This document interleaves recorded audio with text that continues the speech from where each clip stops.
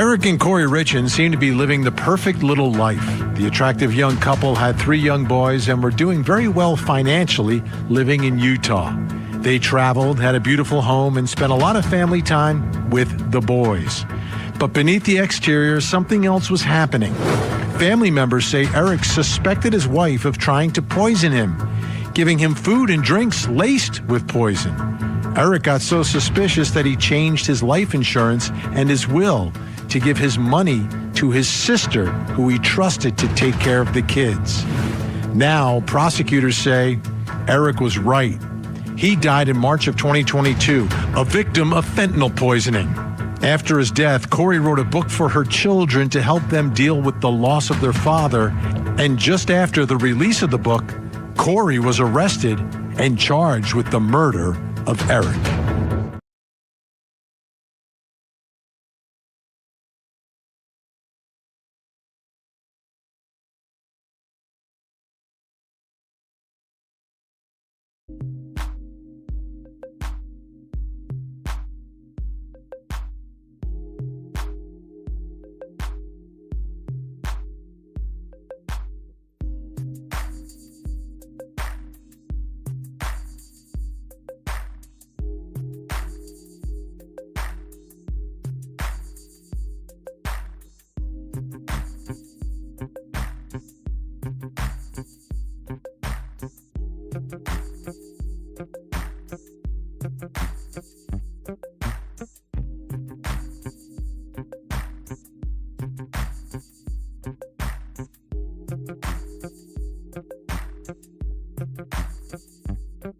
Welcome to all our new followers from our sister channel at Truth Talks Live. You're watching at Southern Sin, your home for true crime. Hop over and hit that subscribe button. You're watching at Southern Sin, your home for true crime. Court will begin shortly. Don't go anywhere. Thank you for subscribing to at Southern Sin, your new home for true crime. Hit that Cash App code or become a member today for all new exclusives.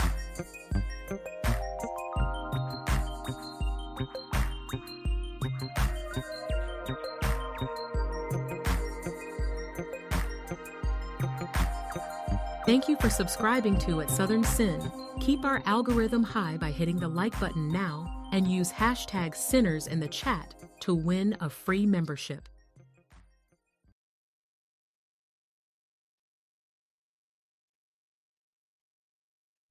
You're watching at Southern Sin, your home for true crime. Court will begin shortly. Don't go anywhere.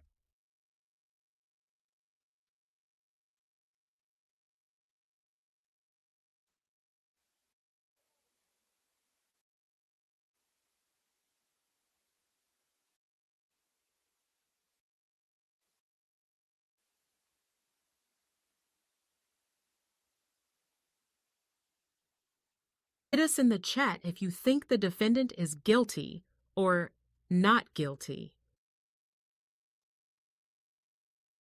Thank you for subscribing to at Southern Sin. Keep our algorithm high by hitting the like button now and use hashtag Sinners in the chat to win a free membership. Yes. Yes, Your Honor, I think we do. May I stay seated so I can read my, Of course. okay. Just 1 second, let me pull it up. If we can all look at it at the same time, I'd appreciate it, Katie. Are you pulling up the Celebrate one or the, okay. So it's up on the screen right now. So it starts with Bates number state, STATE, 0335281. And this was produced to us before the state went through and updated the time. So this is on UTC time instead of mountain time. Okay. At some point in this case, and there have been so many supplemental, I think we're on our 10th exhibit list. I think we're, anyway, hundreds and hundreds and hundreds and hundreds of alterations and substitutions. But this is the one we got before they had changed the UTC time, which was confusing to everybody. And so they went back and redid that. This version, they had not changed it yet to mountain time. This is a consecutively numbered, Bates numbered document. There's no pages missing. This is coming from a Celebrite extraction of Eric's phone that was seized by Mr. O'Driscoll. We just found the Celebrite and extracted by Miss Gibson. Can you show me the Cellbrite Yes, version sir. of We this? are. We can, and we're pulling it up right now. It's a very big file, so what I've done is I've emailed Katie the cover page, and then I'm working on the box download, so she could download Yeah. it. Forgive me. And this is a nuts and bolts question. Sure. Forgive my ignorance. I'm looking at one page that shows 3 text messages total. Right. Typically, these are a complete string that has a Cellbrite header. Where is that version of this text? So not all of the ones we've introduced in this trial have the Celebrite header. Only some of them, not I all don't of them. know if, is that true? I thought That's all of them had the No. Cellbrite header. That is not true. Hold on, let's pause there for a second, because I think that's how we've been laying foundation for the admission of them so far. Foundation. Right. Mr. Bloodworth, is my memory correct? Unless they came from, I mean, we've had CDR related metadata regarding text messages. We've had some non-bubble related or non-bubble depicted cell messages that have come out of other extractions. But in terms of blue and green bubbles, I thought all of them had a Cellbrite header. Yeah, I believe that's right, Your Honor. If we prepared an exhibit that comes from a Celebrite extraction, it has the Celebrite header. Right. There's others where we just, we've got texts from other means. Somebody sent us forwarded this text, right? Right. But if Screenshots, for example. correct, Yeah. if it comes from a Celebrite extraction, as best I recall, it has the Celebrite header. Okay. Ms. Nestor, I'll give you the record back here in a second, but it's also unclear to me, is this 3 text messages that we're talking about, are they part of a larger exchange that has already been admitted? So these are all the text messages he had with Kouri on the day he passed, on the 3rd. On the 3rd or the 4th? He died early morning in the 4th, so it's from the 3rd. Okay. These 3 bubbles are the sum total of their text traffic on the No, 3rd? we have more than 3. There's just a minute. There's a couple pages to it. It's the last set of texts that they. There's multiple. See, that's the second page. And yeah.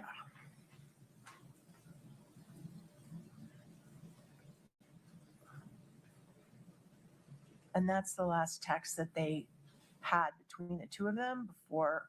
Can you go to that one, please?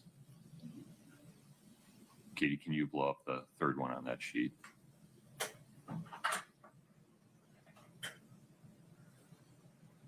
So, as I understand it, among other objections that the state may have, the first one is foundation, correct, Mr. Bloodworth? Yes, so that's the threshold objection. Right. And as I understood it yesterday, the foundation objection was this is not what it purports to be because the daytime information is inaccurate. Well, Correct?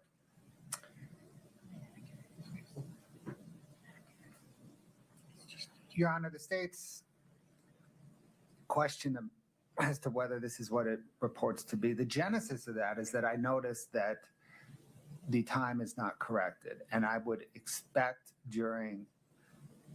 for the Celebrite downloads that we have authenticated and laid foundation for, the time change is baked in. Consistent across the board. Consistent across the board. Right. So the fact that this is still in UTC -5 instead of UTC -6 or 7 just caused me to question where this came from, which Celebrate download it came from. And I still don't know. So that brings us to, is there a version of this that has the Cellbrite header? That's what's on the screen right now. And so if you would scroll through this extraction report and show me where it includes the portions that you want to use with this witness, just so we're all on the same page. Just give us a second. No problem. It's very long, so we have to go right to it. Just give us just 1 minute. No problem.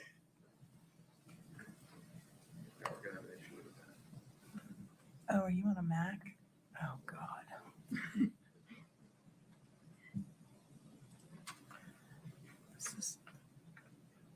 Our millennial has a Mac, so it may take a second. Well, this discussion doesn't need to be had with me on the record in front of everybody. If you can have it with each other first and then distill down what the dispute is, if any, regarding the foundation. Yeah. I understand there may be other objections that we have to get into. And perhaps, Your Honor, we could work parallel while they're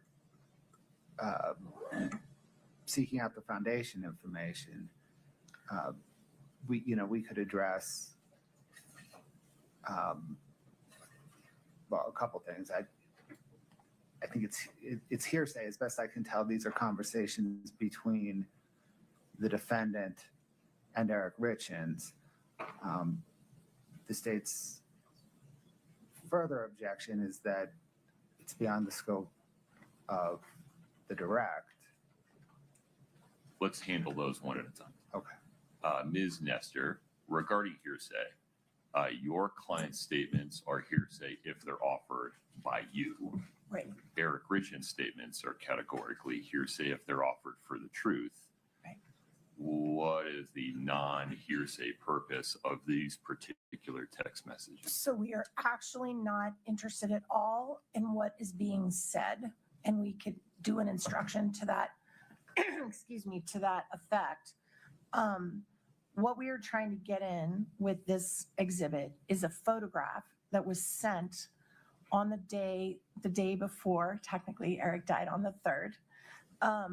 And that was sent the day before. That is connected to the GIFs, whatever you say, that all got accessed the next morning at 8:30, which the state is making a big deal out of and mentioned in their opening and has called witnesses about it. Provide a little more context. What is the photograph of and who is it sent by? The photograph is sent by Eric to Kouri on the 3rd from when and there's been testimony that's come in that he was out there spreading gravel to make it look nice for the closing or whatever.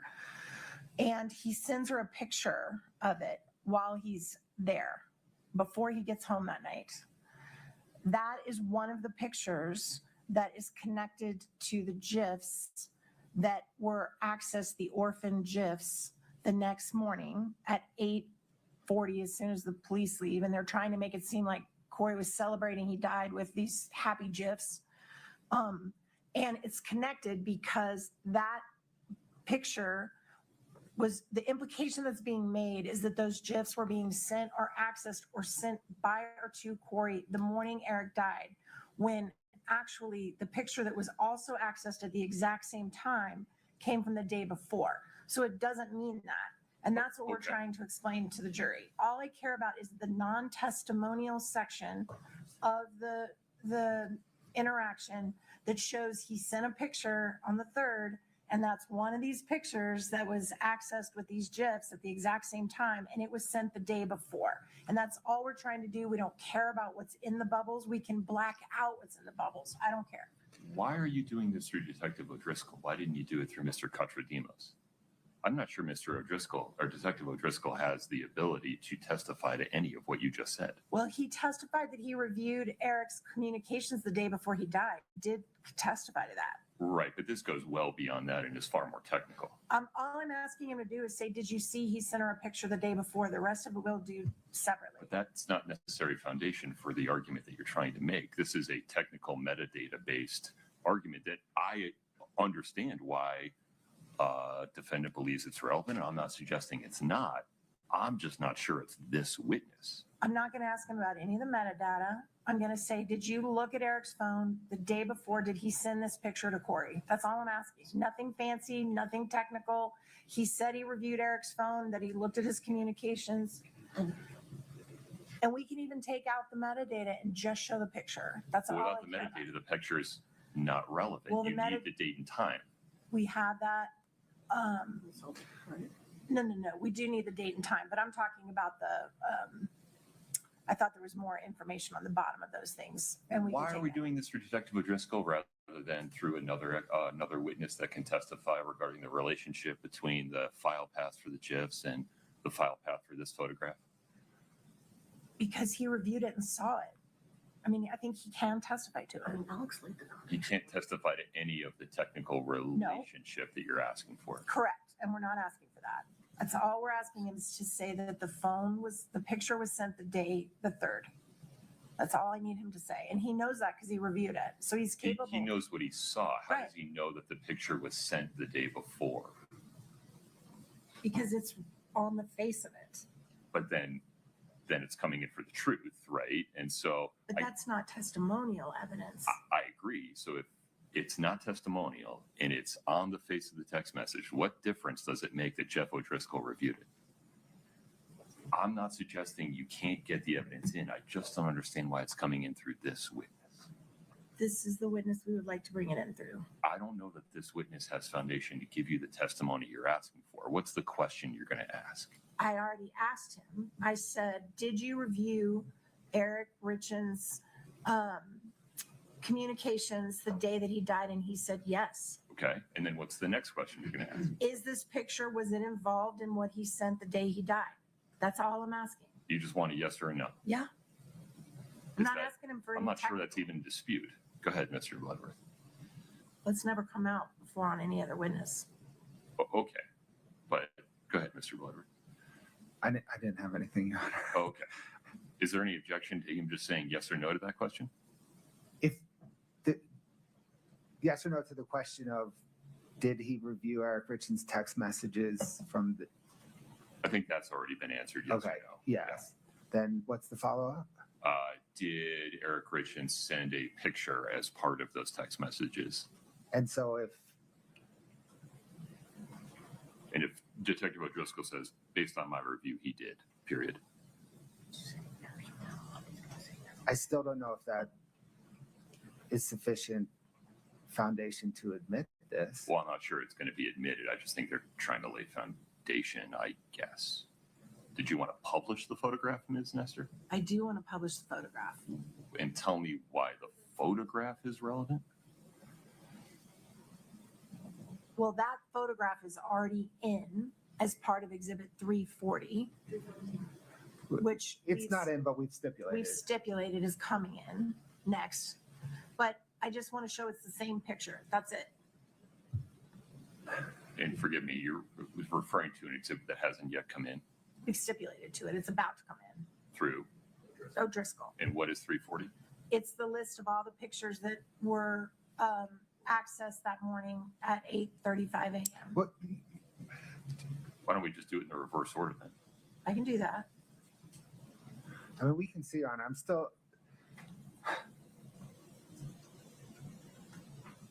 I still think there's a hearsay problem.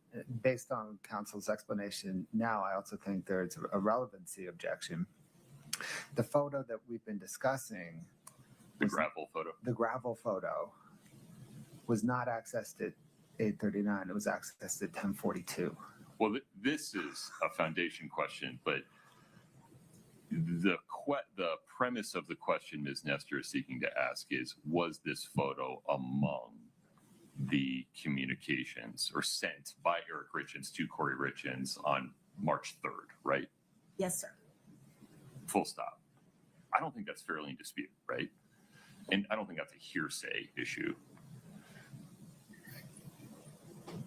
I think publications are hearsay. The fact that any photo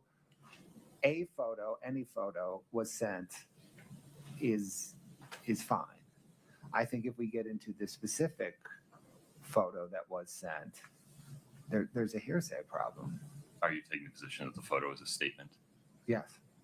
I'm not sure that follows without additional context. Just sending the photo it's evidence, it's a fact. I'm not sure it's a statement. The statement is, I just dropped gravel at the Midway Mansion. Well, I don't think any of that's coming in. It's just the photograph. But that's what the photograph says. I don't understand. Is there text on the photograph? No, Your Honor, but the defense is, the defense is, as part of their case, said that Eric Richins was into the Midway Mansion as evidenced by him dropping phone. I want to come back to what I understand is being proposed by Ms. Nestor through this witness. Detective O'Driscoll, did you review Eric Richins' text messages with Kouri Richins the day before he died? Yes or no? I understand the answer to be yes. Did he send Kouri Richins a photograph as part of those text messages on March 3rd? Yes or no? Yes. Is this the photograph that he sent? Full stop. Oh, I'm fine with that. The only, I think there's a third option. It's not yes or no. It's I don't recall. Oh no, fair enough. I'm not telling you how to testify, and I don't know what he'll say. But as long as you don't go beyond that, Ms. Nestor, and as long as you don't make any representations regarding time, date is fine. Great. Then we don't have a foundation problem. We don't have a statement that would be subject to the hearsay rule. I think the low bar regarding relevance is met in as much as the defense seems to be laying foundation or an argument to come later regarding when images and file paths on Ms. Richins' phone were accessed. Any other nuances here, Ms. Nestor? I don't think so. Do you understand? Do we have a common understanding of the limits of what you can ask Detective O'Driscoll without drawing another objection? Absolutely. Do you have an image of just the photograph? I do, but I think if it's out of context, he won't. It's too hard for him to. I mean, I think it needs You to. can't show the text messages without provoking the hearsay problem. No, not to the jury, just to refresh. Oh, that's Because I think it's got to be. He's not going to know. It's just going to be a weird picture. understood. Should we just go ahead Are you going to publish the photo to the jury, though? No. Oh, okay. So, we could just go ahead and admit 340 now, because then the next question is going to be, is this the same photo that is in this picture right here? And then we're done. Is this the same photo? This is not a question for me. It's a question for Mr. Bloodworth. No objection to admitting 340. Okay. I don't know that. Now there's the follow on. Is this the same photo?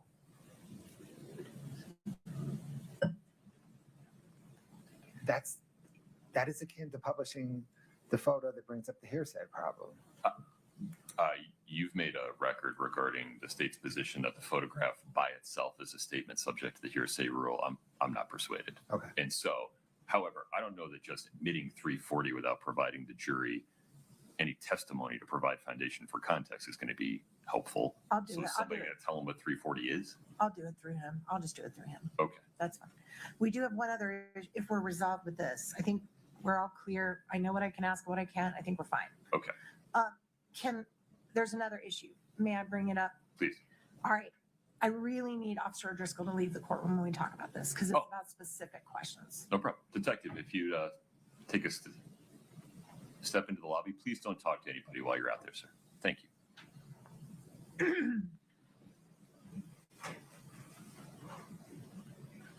Okay. Thank you, Your Honor. I'm doing this out of an abundance of caution to avoid any potential. I'm trying to be very careful to comply with the court's ruling on the motion in limine not the motion in limine. The motion to admit the statements of David Norris. Correct. Our motion to admit that was denied. Yes. So just to make the record, the defense sought in advance to get approval to, or actually we gave notice to the state that we intended to call a witness named Mr. Norris, who would testify if called, that on an occasion in 2019, I believe, in 2019, he had an encounter with Eric Richins where Eric Richins asked him if he had any fentanyl. He had corroboration for the interaction, not the statement, but the interaction with Mr. Richins, specifically the check that Mr. Richins had given him, the date it had cleared his checking account, and the invoice for the work he had done for him. Or for Kouri, but Correct. The court the reason we were trying to introduce that statement, we were trying to get it through the catch-all exception to hearsay. the residual. I'm sorry, I call it catch-all, same thing. The residual exception to the hearsay rule, which requires a head notice, which we did give. The state objected to that coming in. The court ruled upon it, did the analysis under the residual exception, and made a finding that the defense could not call Mr. Norris to the stand to testify because the residual hearsay exception requirements were not met. It is my desire with this witness to ask him the following 4 questions about his investigation. And it touches on Mr. Norris's testimony, but it's a separate matter. But I just, out of abundance of caution, I am giving you a heads up. So the first question is this. You discussed with Mr. Bloodworth yesterday that the way you approached this investigation was to look for evidence based on 3 possible scenarios: an accidental overdose, a suicide, or a murder, correct? Question number 2. And in order to properly investigate whether there was an accidental overdose, certainly any allegations that Eric had a prior history of seeking fentanyl would be potentially relevant and important to look into, correct? Pause there for 1 second. I got it right. I'm sorry, I do have these if you want me to email them to you. No, it's okay. Just Okay. give me a moment. No worries. Was it prior allegations that Eric? Any allegations that Eric had a prior history of seeking fentanyl would be potentially relevant and important to look into, correct? Got it. And this is the next question. Within the past few months, did your team of investigators become aware that there was an individual contacting the Summit County Sheriff's Department who wanted to share with the investigative team information about about an incident where Eric allegedly asked someone for fentanyl? Want me to read that again?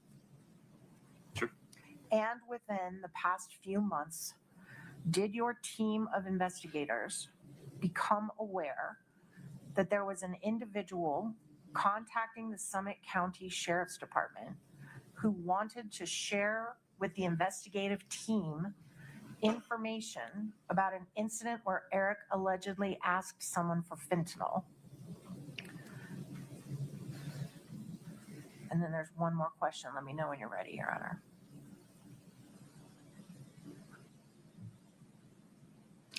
Sheriff investigative team. Give me the last clause one more time. Who wanted to share with the investigative team information about an incident where Eric allegedly asked someone for fentanyl.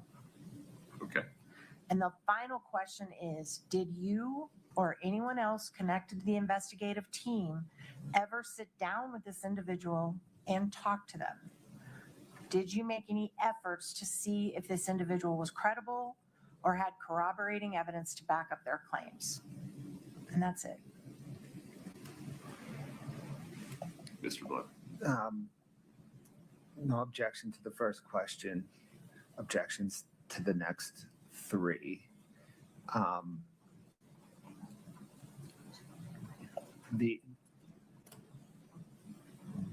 This is a transparent attempt to circumvent the court's 807 ruling regarding Mr. Norris by casting some sort of inference that what Mr. Norris would have testified to is admissible. This setup has been long in the making. After the court issued its 807 ruling, Mr. Norris called the Summit County Sheriff's Office. Deputies interviewed him, and he said he was calling on behalf of, he was calling because defense counsel told him he should call. Maybe just pause here for a moment. I don't know that we need to go into any of that. I understand part of your objection to be a lack of foundation. That is the beginning, Your Honor. I think that's the beginning and the end of the discussion. There's no foundation for the premise of your questions 2, 3, and 4. I'm sorry, but I don't understand. We have been produced a report from the Summit County Sheriff's Department confirming this call was made and confirming that there was no interview of this individual. It goes not to the credibility of the individual, it goes to the credibility of the investigation that they chose never to even speak to him. There is no foundation for the premise of your question. It's as if you could make up any set of facts and put them in the question. If there's no foundation, it can't be the premise of the question. I'm sorry, but I don't understand what you mean by there's no there is validation from the state that this call happened. It's not that did you interview a person named David Norris. It's the substance that is the premise of the question. There is no foundation for the premise that Eric had a prior history of seeking fentanyl. But that's not the way the question is worded. The question is worded is someone contacting you, asking to give you information about it, and you refuse to interview them. That's not the question you asked. Read the whole question. In order to properly investigate. No. Go to number 2. That is number 2. My apologies.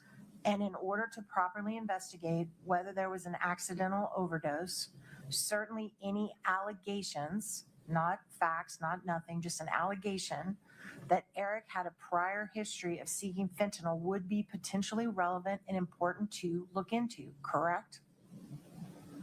Let me ask it this way.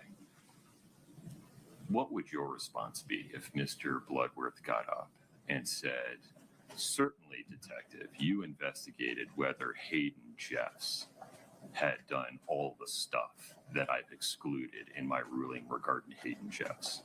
Would you be like, no problem, you can say that?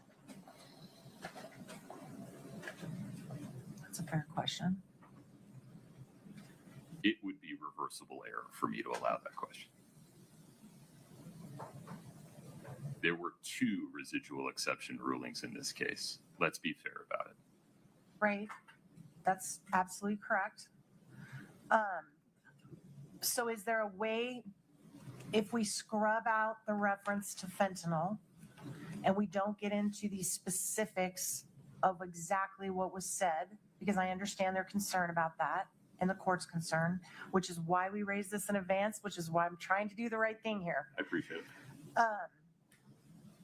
If we just said that an individual contacted them with information about an interaction with Eric involving drugs, illicit street drugs, and they chose not to investigate it at all, it does go to they've set forth this hypothesis that, well, we eliminated all other possibilities. And that's just not true. They didn't eliminate all other possibilities because they chose not to interview at least one person that clearly would have supported the first hypothesis that he ingested it intentionally. So that's all I'm trying to get in. I am trying to get that in. You may be trying to get a little bit more in. Well, as much as I can possibly get in. Fair enough. But I do think it's fair game to say, look, you've got someone coming to your office saying he tried to buy drugs from me and I want to be interviewed. And they are like, no, thank you. I think I'm entitled to get that in. And I'm willing to do it in the most ethical, careful, reliable, non-inferential way possible. But I do believe that's fair game. And I'm open to suggestions. Whatever I need to do. These 4 questions are not it, Mr. Bloodworth. You look like you're about to say something. I'm sorry. No, Your Honor, as I understand, the status quo is the court's, I guess this court has sustained the state's objection to those questions. I have. I think what Ms. Nestor is trying to ward off is another set of objectionable questions that are maybe more general, less specific, some version of probing the bounds of the state's investigation of the charges. Yeah.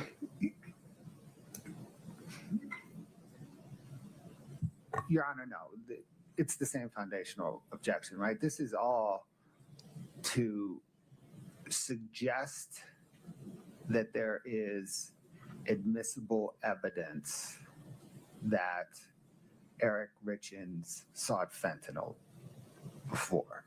And at bottom, there is no admissible evidence that he sought fentanyl before. And I don't think that there is any good faith basis to suggest otherwise, or to suggest that any investigation into it was incomplete. Because the fact is, detectives, that Mr. Norris's narrative has been so thoroughly dispatched that there's no good faith basis to allude to an improper investigation, much less that there may be admissible evidence. May I respond? Yeah, hear me out for a second. Sure. Or let me make sure I understand the bounds of the argument here. You said there's no admissible evidence that Eric Richins sought fentanyl. My sense of the evidentiary record so far, and the evidentiary record, or the universe of admissible evidence that's available, is that there's no admissible evidence that Eric Richins ever sought or received narcotics except through a prescriber. Correct? Correct. The only admissible evidence that's already admitted, I think it's his knee surgery, is right? a 2016 hydrocodone prescription following knee surgery. Right, okay. Very good. Now, by the same token, I believe all the admissible evidence of Ms. Richins seeking or receiving narcotics of any kind is already in, correct? In all is putting it strongly, but Yeah. That is, to the extent there was any admissible evidence of Ms. Richins seeking fentanyl, it's either in or it's not admissible. Let me say it that way. Or it would come in a rebuttal case. Understood. Okay. Which was the basis, among other things, of, not the basis, but is related to the court's exclusion of the offered statements of Hayden Jeffs to his sister. Right. Right. So I do wish to correct Mr. Bloodworth's statement that we have fully dispatched Mr. Norris's proposed testimony. To the contrary, the court was very clear that you were accepting, for purposes of your analysis, that everything in the affidavit that Mr. Norris provided was true, and that you did the analysis, the court did the analysis based on the law of the hoops you have to jump through to come under the residual exception. And for purposes of your analysis, you did not go into an analysis of whether Mr. Norris's testimony was credible, not credible. You just said, I'm going to assume for purposes of this ruling that everything in that affidavit is true. And then I'm going to rule on whether it fits the residual exception. And the court went through a very thorough analysis and decided it did not. So I don't think that's a fair statement that he just made, that we fully dispatched it like there's nothing behind it. That's never been litigated in front of this court. nor have we asked it to be. The difficulty here, though, is imagine David Norris were on the stand. Right. And you asked him, hey, did you ever contact the Summit County Attorney's Office or Sheriff's Office? My apologies. Yeah. He says, yes. And then you say, what did you tell them? It immediately provokes a hearsay objection that I've already dealt with under my ruling under the residual exception. Absolutely. So and we don't. if you want to elicit testimony that, did you ever speak to a gentleman named David Norris? Yes. And then move on. Fine, but I'm not sure how that's relevant. Well, that's meaningless to a jury unless I can say, was there a gentleman named David Norris who tried to give information that would have supported the first hypothesis? But that's the hearsay problem. But it's not being offered for the truth. It's being 100% offered, being offered. Your for the Honor, truth. if I may please, it's being offered for the same reason they've gotten in a ton of other hearsay in this case by the impact it has on how they did their investigation. They got that in through Woody. That's how they got in Woody, the Amy and Katie's statements, because it wasn't for the truth of the matter that Kouri tried to kill him before. It was how it impacted her investigation from there on out. This is the same exact argument. It's how that the fact that they got that information and chose not to even investigate it, how that impacted the hearer. It is irrelevant for purposes of the truth, and the court can instruct it like you've done over and over and over for their witnesses when we had this exact same argument. If that's true, Ms. Nestor, Yes. then the 807 residual exception wouldn't exist and it wouldn't apply. It does apply, and so you can't use this argument to undermine that. I know, that's why I'm trying not to undermine your ruling. That's why it can't, the substance of what he told the Summit County Sheriff's Office can't come in. And I think I could maybe craft a question where we leave out the juicy substance and just say there was an avenue that you chose not to investigate. But I've got to get something in context so the jury understands, hey, you have this road, you chose not to go down it. That was your choice. I appreciate why you want to present this to the jury, but there are limits on both sides of the V about what gets presented to the jury. And those limits are in part defined by the Utah Rules of Evidence. And this substance cannot come in under the Utah Rules of Evidence for the same reason that the state could not argue that we want to get in Hayden Jeff's statements to his sister just for the effect upon law enforcement in terms of the scope of their investigation. No. Okay. And there's no scenario which we're going to be allowed to question him about choosing not to investigate this evidence. There's no scenario in which it's relevant without the substance of the excluded communications. If a crank from New Jersey, I don't know why I'm picking on New Jersey, but I grew up near New Jersey, called the Summit County Sheriff's Office and said, I was in Utah on that day and I saw it happen, and the Summit County Sheriff's Office chose not to investigate it, would we be having this conversation? That's not this circumstance, though. It is the same, though, because that evidence has nothing to do. Here, it's even worse because it's inadmissible. It's inadmissible from Mr. Norris's mouth, but I don't think it's inadmissible, period, in terms of if it was part of an investigation that was ignored or not followed. The substance is inadmissible. The fact that they spoke to David Norris as a fact is admissible if it's relevant. But without the substance, it's not relevant.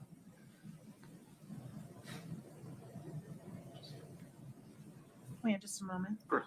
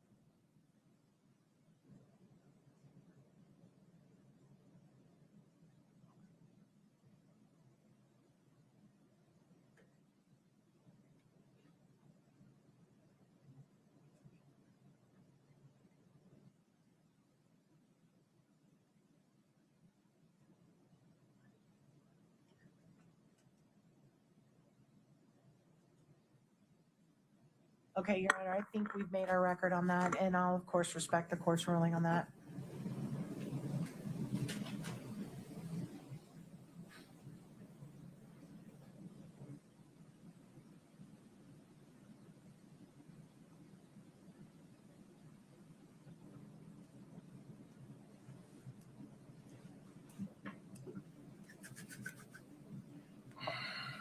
let me take a minute. Let me just take 5 minutes. Thank you, Your Honor.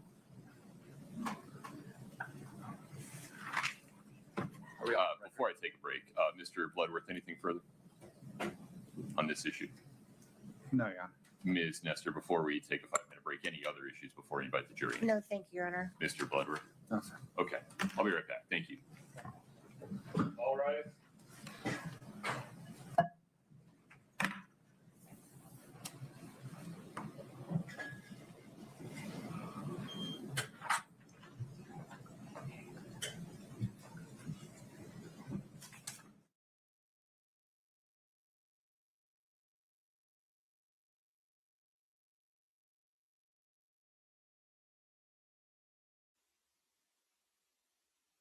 Record in 231-500-139.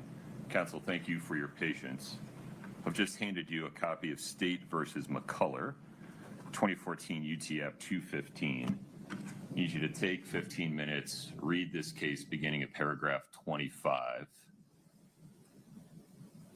This case stands for the proposition that what the defense is proposing to do is required, but it raises the prospect of also allowing the state to rebut the defense's charge of an incomplete or improper investigation by also putting in evidence, not for the truth, but for the effect it had upon law enforcement, of how they received and reacted to Hayden Jeff's statements to his sister. Pause for a second. I need you all to be very thoughtful about this. I can't unring the bell once this information is out. And sitting here at the moment without the benefit of counsel's argument after reading this case, I think I'd have to let both sides of that story in to make sure that the state is not prosecuting with one hand tied behind its back. Mr. Bloodworth, I cut you off. Sorry, Your Honor. We looked at this case while you had stepped out. I think in addition to Hayden Jeffs, it would also cause us to revisit the court's decision yesterday regarding Mr. Bon Savage's phone call with an inmate at Gunnison. Ooh, I don't remember the detail of that one. Forgive me. Oh, I think I do. Yeah, a little bit. Now, let's talk about foundational requirements. I gave this a little bit of thought after rereading McCullough. There is some precision and some technicality into how these questions would need to be asked. For example, Ms. Nestor, you wouldn't just be able to put the substance of Mr. Norris's statement in a question and ask whether Detective O'Driscoll ever followed up on it, because you would not have laid foundation that he ever knew about it in the first place. You need to lay foundation about whether or not he ever spoke to David Norris, yes or no. If no, did anybody ever relate to you that David Norris contacted the Summit County Sheriff's Office, yes or no? Yes. Okay, after that, what did you do? This information, this statements being made by David Norris to Summit County Sheriff's Office have to come in through a witness with knowledge of them. And I'm not sure Detective O'Driscoll's that guy. By the same token, to the extent the state would want to ask or show that the investigating officers or the Summit County Attorney's Office investigators followed up on statements made by Hayden Jeffs to his sister, Aubrey Jeffs, or information received or is told by Mr. Bon Savage, they're going to have to call a witness that had personal knowledge of those statements and then lay foundation for what occurred next. We can't skip steps. Your Honor, agreed. There's a little more to unpack here too, because I happen to know that Jeff O'Driscoll's not the witness for this. we would need time to prepare the witness for this. We also have the problem that we meaning the state. The state. May I ask you just a procedural question before you keep going? Yes, sir. Imagine that at some point, imagine it's not Jeff O'Driscoll, as Right. you suggest. Right. And imagine in the defense's case, they find or call the witness who received the phone call or talked to David Norris, or they call David Norris. Sure. And they ask, did you Sure. call Summit County Sheriff's Office? Yes. What did you tell them? Did they ever follow up with you? Yes. I imagine the state's response to this and the state's offering evidence regarding how it responded to information regarding the Hayden Jeff statements and the Nick Bonsavage statements, that would come in the state's rebuttal case. Is that correct?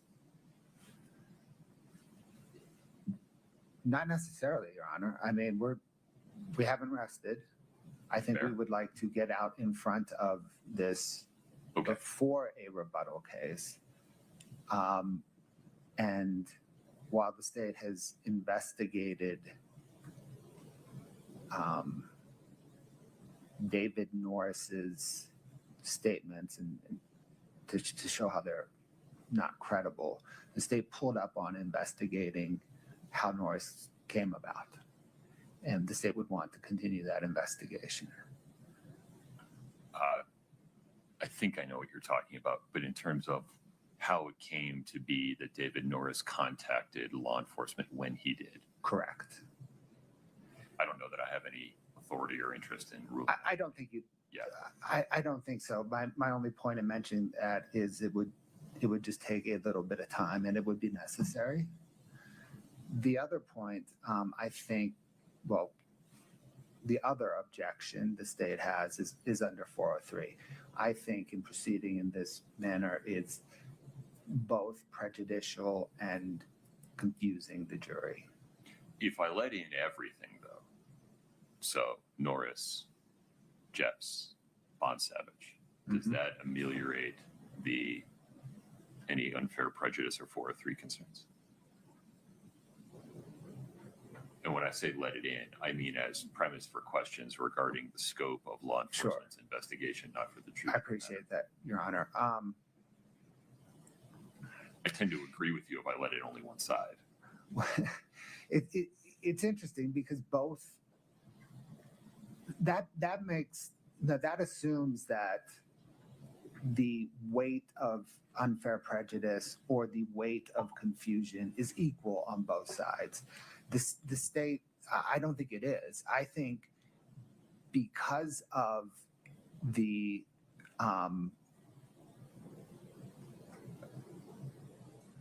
complete incredibility of David Norris's testimony and how David Norris came to contact law enforcement, that prejudice and that confusion is much weightier than confusion related to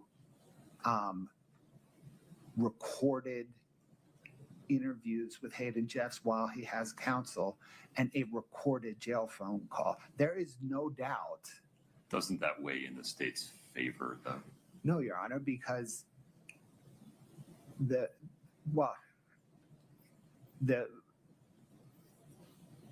I guess the question is whether it's unfair prejudice or confusion.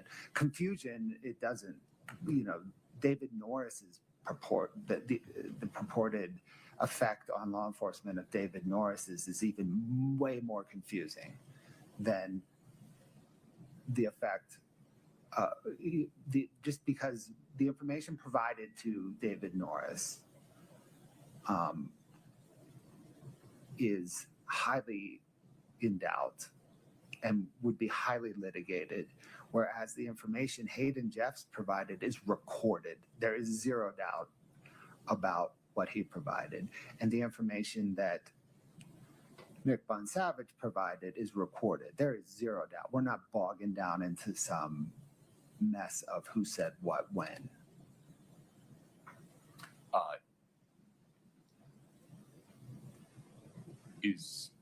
when you say the information, you mean the substance of what David Norris told Summit County Sheriff's Office a number of weeks ago? Correct. Okay. Because it's changed. It has changed over time. We have affidavit number 1 from defense, affidavit number 2 from defense, phone call from David Norris, interview of David Norris. What David Norris says is a moving target, and it is a moving target based on when he speaks with defense counsel. Forgive me. What is your understanding of the evidentiary landscape as to how many times David Norris has contacted the Summit County Sheriff's Office? Is it once or more than once? I think he's had 2 contacts. Once he spoke with a patrol deputy to take kind of the initial, well, I guess there's once a call into dispatch, which was non-substantive. Okay. Then there was an initial contact with a patrol deputy, and then there was a contact with a detective. Okay. And then we have the affidavits that he'd submitted, that defense has submitted in the 807 litigation. But those were submitted here, right, as part of the 807 litigation. Did those ever go to Summit County Sheriff's Office? I don't know one way or the other. If it's no, then those don't get shown to the jury, right? Just to clarify, they weren't affidavits. We just laid out a statement of facts in our motion. Okay. It's a proffer. I'm familiar with what you're referring to. I'm a little less clear on. Sorry, Yeah. proffer is, proffer is the, I'm not sure the proffer has any impact here. I'm not sure the jury would ever be made aware of the substance of the proffer. They, as I understand it, under McCullough, would only be made aware of evidence related to the substance of what Mr. Norris told investigators and law enforcement. Your Honor, the proffers do tie into this in that, the question would be, did this inform your investigation? Yes, we considered all of his statements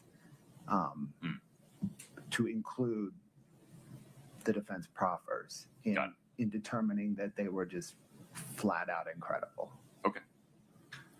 So that goes to kind of the confusion argument. So in the 403 analysis, Your Honor, I do not think the weight of unfair prejudice to the defense is the same as the weight of, well, any of the 403 factors. I don't think the weight is the same for the state and the defense. And to put a finer point on it, you're concerned that the jury would be confused about who said what when?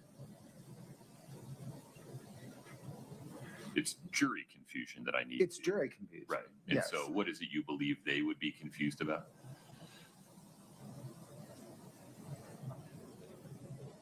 I think they would.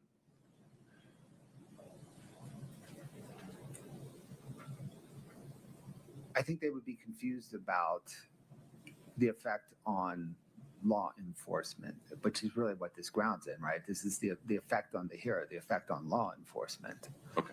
And I think those waters would be so muddied in the case of Norris, whereas those waters are crystal clear in the case of Hayden Jeffs and Nick Bond Savage. And the waters are muddied as it relates to Mr. Norris very deliberately. And that and I don't know. I suspect the purpose is to confuse the jury, right?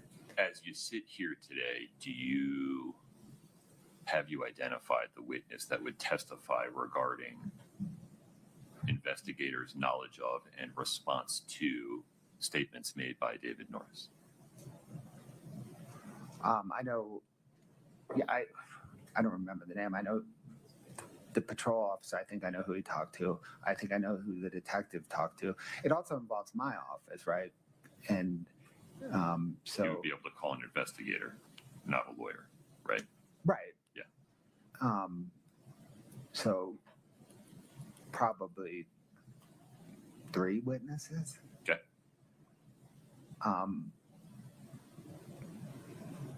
And then who are the witnesses you would call to testify regarding the state's knowledge of and response to Hayden Jeff's statements to his sister? Or, I mean, I I appreciate that Hayden just spoke directly to law enforcement in a recorded interview. Right, that's what we would have to get into. What did you understand, why, with what level of detail, which is extraordinary.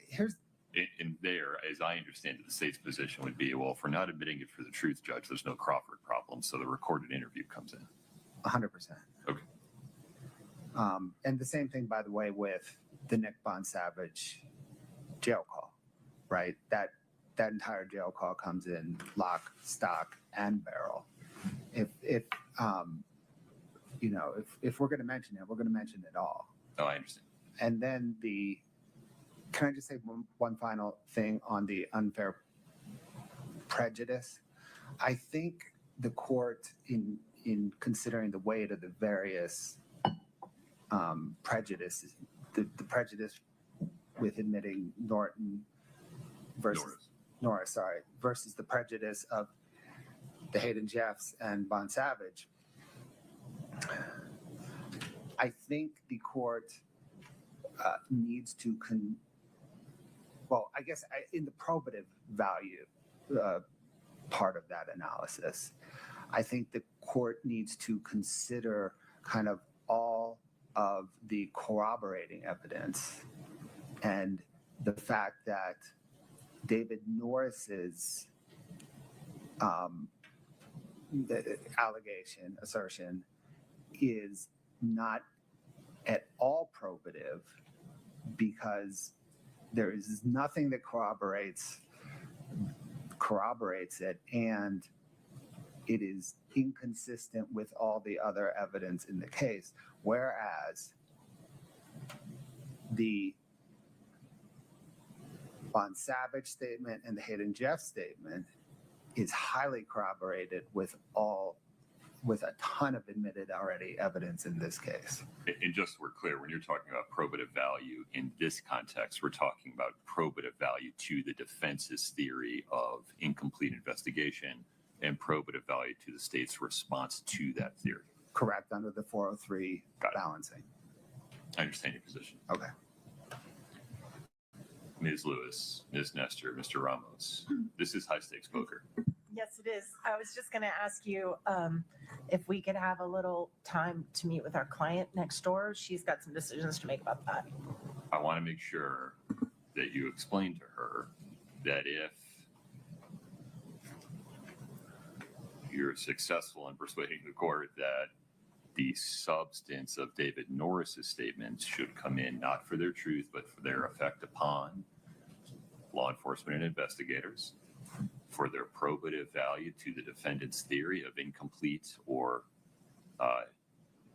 incompetent investigation, that by extension, my view is that I need to allow the state to respond to that theory by, among other things, admitting evidence of their knowledge of in response to statements made by Hayden Jeffs and Mr. Savage, not for their truth, but to show what they were doing and how they were doing it. Can I just get a clarification on the Savage? I want to make sure I'm on the same page. Why don't we just get a proffer of it, Mr. Bloodworth, so we're all hearing the same thing at the same time? Yes, Your Honor. In a March 4th, 2022 jail call between Mr. Savage and an inmate in Gunnison, they're discussing purchasing a PlayStation controller, and they're discussing who's going to pay for it, kind of how to get the money for it. And Nick Savage says to the inmates something like, Carmen will cover it. She just made money selling fentanyl. So this is already in, other than we substituted the word fentanyl for illicit street drugs. Right.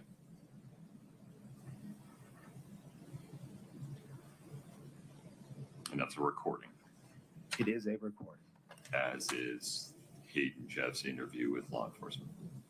And the upshot proffer of that interview, and this occurs many times, there's pages of transcript on this subject, but the upshot of the proffer is that Kouri Richins asked me to buy her fentanyl. I explained to her, in really colorful language, how dangerous it is. She wants to stay away from it. Who on earth would want fentanyl? And then there's a second phone call where she calls back and asks for the Michael Jackson stuff, and they get into a propofol discussion. Right. Okay. How much time do you want, Ms. Nestor? We have 30 minutes. That's fine. Thank you, Your Honor. Anything else before we take a recess, Mr. Bloodworth? No, Your Honor. Ms. Nestor? No, sir. We'll be in recess until 10:30. All rise.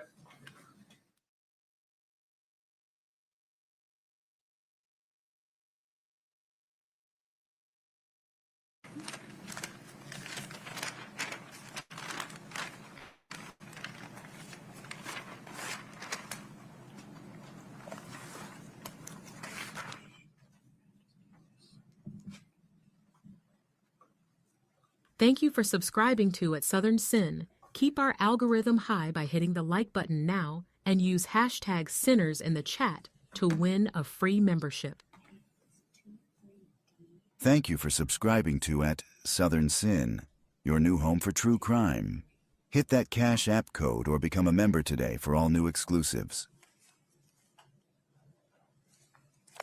Hit us in the chat if you think the defendant is guilty or not guilty.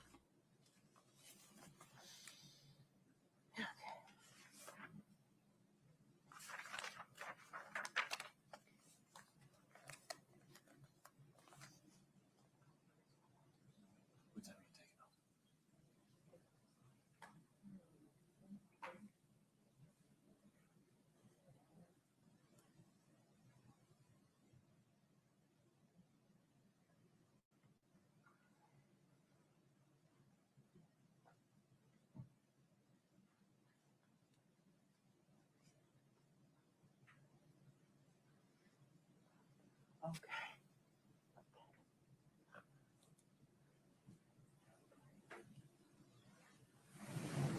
You're watching At Southern Sin, your new home for true crime. Smash that like button now. We'll be right back.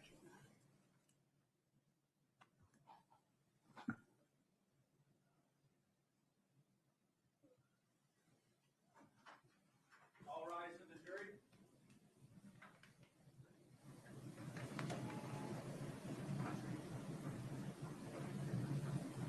Please have a seat as you come in.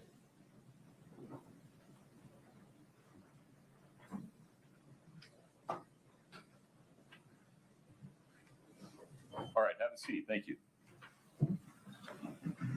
Ladies and gentlemen, thank you for your patience. We will now proceed with additional cross-examination of Detective O'Driscoll by the defense. Detective, let's have you come in the courtroom. Detective, please step in front of Brittany. We'll get you sworn back in.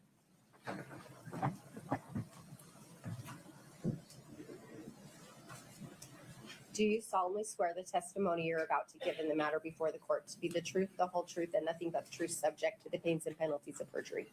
I do. Thank you. Have a seat.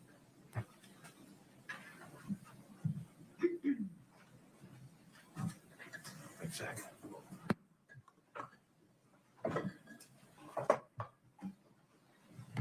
Ms. Nestor, please proceed. Thank you, Your Honor. May it please the court.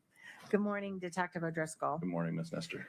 I believe when we stopped yesterday, we were talking about the GIFs or GIFs. And I want to start by having you review a document that's been agreed to by the parties. It is exhibit number 3-40. And at this point, Your Honor, we're asking to admit it per stipulation of the parties. So the witness can see 3-40. And do we want to publish now, counsel? Please. Mr. Bloodworth? No objections. State's Exhibit 3-40 is admitted. All right. And this was talked about when I believe it was Mr. Kostradimos, I think it's all blurring together now, was on the stand. But this is the group of all the gifts or the GIFs that were in kind of a group and included the ones that were accessed on the morning after the police left Ms. Richins' home, after Mr. Richins passed. Do you remember the testimony about that? Yes. Okay. Can we go to the page that shows the GIFs in question? Maybe blow that up at the top. Okay. So I think that's two of them. One of them is from, I guess, the movie Dumb and Dumber. And the other one is our president. And I think there was a third one, but it's, yeah, Mr. Spacey and in a TV program, right? And those are the three GIFs that were talked about. And if you blow up the time that they were accessed, they all were accessed at 8:29:03 a.m. on March the 4th. That's the day that Mr. Richins was found deceased, correct? Correct. All right. And I know we've already heard the testimony that these are what we call orphaned GIFs. You can't really tell which text they came with and exactly when they were sent or who they were sent to or by. All we know is that they were somehow accessed at that point by her phone, correct? That was the testimony, Mr. Kostradimos, yes. Okay, can you pull up another one of the photos that is the picture from the house? That's it. All right. This is another picture that was accessed at that exact moment at 8:29. And can you blow the picture up a little bit? Do you recognize what that is, that photograph? It's the legacy home. It's the legacy home, right? And was there another photo that was accessed that same morning, also orphaned? Can you find that picture? It's right above it, I think. There we go. Can you blow that picture up a little bit? Thank you. All right. And is that also just a closer up view of the Legacy Mansion? It appears so. It's very blurry on my screen. It is. I think it is blurry. And then can you back out and show the time that one was accessed according to this same group of photos? That one appears to have been accessed at 10:42 a.m. the same morning. That's what this document says, yes. Okay. Now, if we could put just on the witness's screen, exhibit JO, I think it's 11, not for the publication yet, Your Honor. Understood. All right. And can you take just a moment and blow that up just a little bit so he can read it better? All right, just take a second and scroll through that and tell me if that refreshes your recollection about any documents you reviewed about Eric's final communications before he passed. Your Honor, objection. There's no foundation to get to whether or not his recollection requires refreshment. Yeah, let's pause there. Would you lay a little bit of foundation before we get there? Sure. And it requires us to go back to yesterday. So yesterday I had asked you right before we stopped if you had, as part of your investigation, reviewed the final communications of Eric right before he passed away, and you mentioned you had. Is that correct? Yes. All right. Based on that, if you could refresh, do you recall the communications you reviewed that day? Not all of them. Some of them, yeah. Can we then please blow up this document in front of him and see if this refreshes your recollection as to what you reviewed? Mr. Bloodworth, the witness doesn't have it yet. Any objection to that question? Your Honor, I think the objection foundation, I think there requires additional foundation. I think the question pending is, are these among the things he reviewed? correct? Maybe I misunderstood the pending. Yeah. That's the question. So I think, Can we back up a step? Maybe I'll catch up. sure. Ms. Nestor, ask your last question one more time, please. Are these texts that are before you part of what you reviewed from Eric's final communications on his phone? Go one step before that. He hasn't seen these yet. He doesn't currently have them in front of him. Do you recall all of the communications you saw that day when you were reviewing Eric's final communications? All the texts from his phone Yes. on the day before he died. Yes. I don't remember all of them. I remember some of them. So then would you please look at this document and see if it refreshes your recollection and as to whether these were included in his communications? Any objection, Mr. Bloodworth? No, sir. Okay. The witness can now see what you're referring to, Ms. Nestor. Thank you, Your Honor. And can you go down just one more and maybe blow that up a little, that photo? Does this refresh your recollection, these communications of Eric's and Kouri's the day he died? These are time-stamped March 3rd. That's not the day he died, but the day before he died. Totally correct, because he died in, we think, the early morning hours of the 4th, right? Yeah, he was pronounced deceased on the 4th. Okay. Yes, So, Your Honor. Sorry, objection. Foundation is to the meaning of died, right? He was pronounced dead on. I think the witness and the questioning lawyer have a common understanding here. Overruled. thank you, Your Honor. Okay, so were these included in what you reviewed in the communications between Eric and Kouri on the 3rd of March? Yes. All right. And this photograph, if you could blow that up. Your Honor,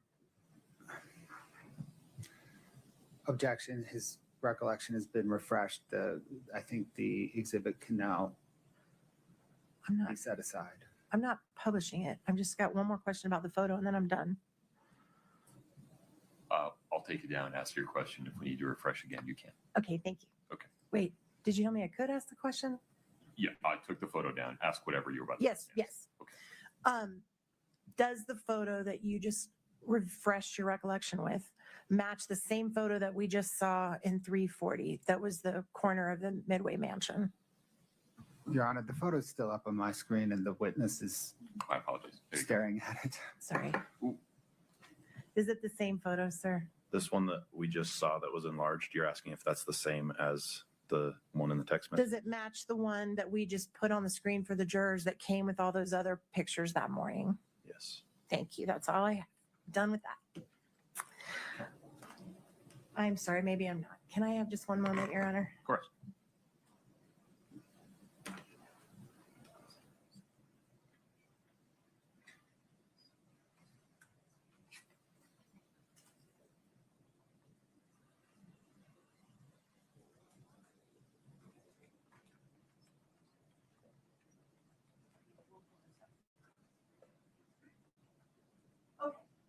One more step. If we could go back to 340, which has been admitted, and pull up some additional gifts that were accessed at that same time. If we could pull those up, please. Sure. There you go. Okay, so there's the picture on the bottom left-hand corner of the Midway Mansion house, right? Yes.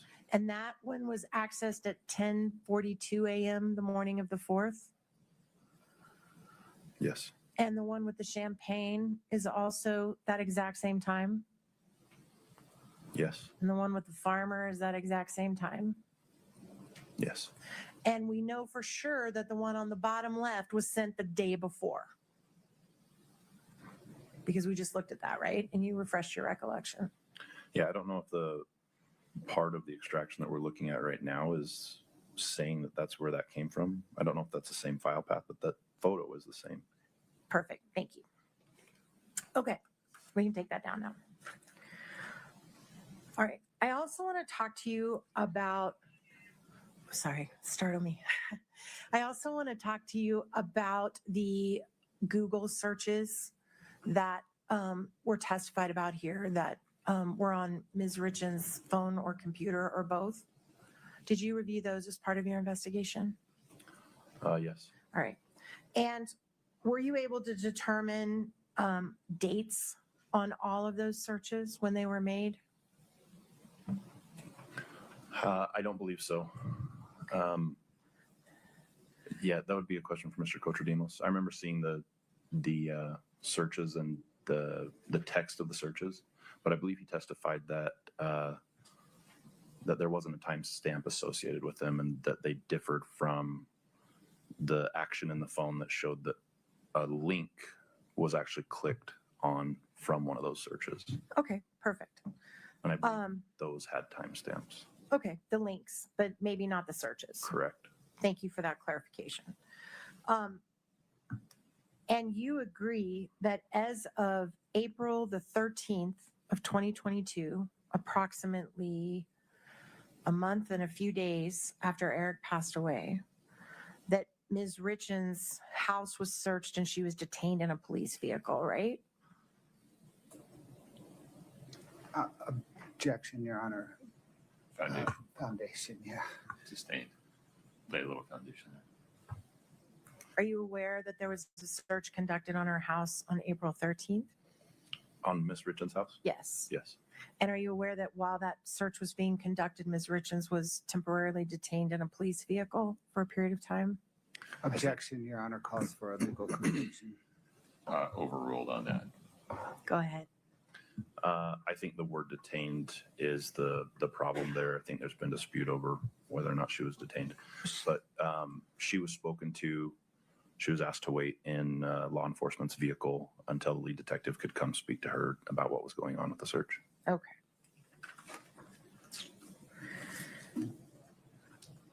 So the searches on the website, fair to say that all of those searches are believed to have occurred after April 13th of 2022? I don't know. Like I said, I don't know there were timestamps on the searches, so I can't be sure. Did you ever interview any of Kouri's family or friends and ask them if they were responsible for any of those, or if they'd ever seen Kouri do it, or who did those searches? No. Okay. All right, I'd like to talk about the orange notebook for just a moment. We pulled up, do we have the, do you have that orange notebook exhibit? I can't remember the number of it.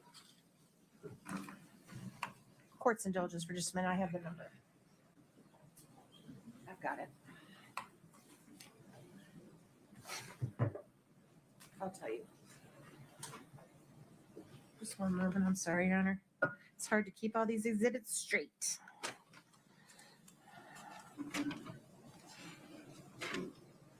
Can we put up exhibit 2-66R? It's admitted, Your Honor. Oh, wait, I'm sorry. Before we do that, can we put up exhibit, 2-66R? That's correct. We don't have they redacted part of it, and we don't have that. Scott, 2-66R, please. Would he be so kind? I don't want to accidentally put something up that was redacted, Your Honor. I apologize. We'll fix that. It's okay. One moment, please. Scott, if we do our normal dance, I'd appreciate it. Yes. No problem, Your Honor.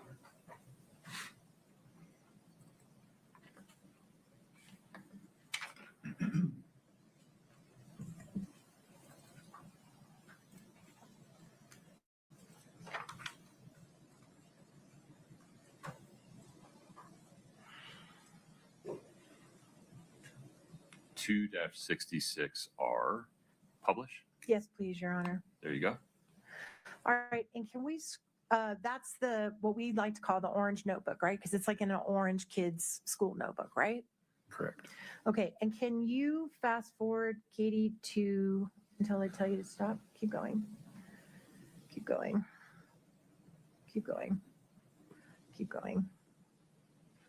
Okay, right there. And can you blow out the bottom third of the page?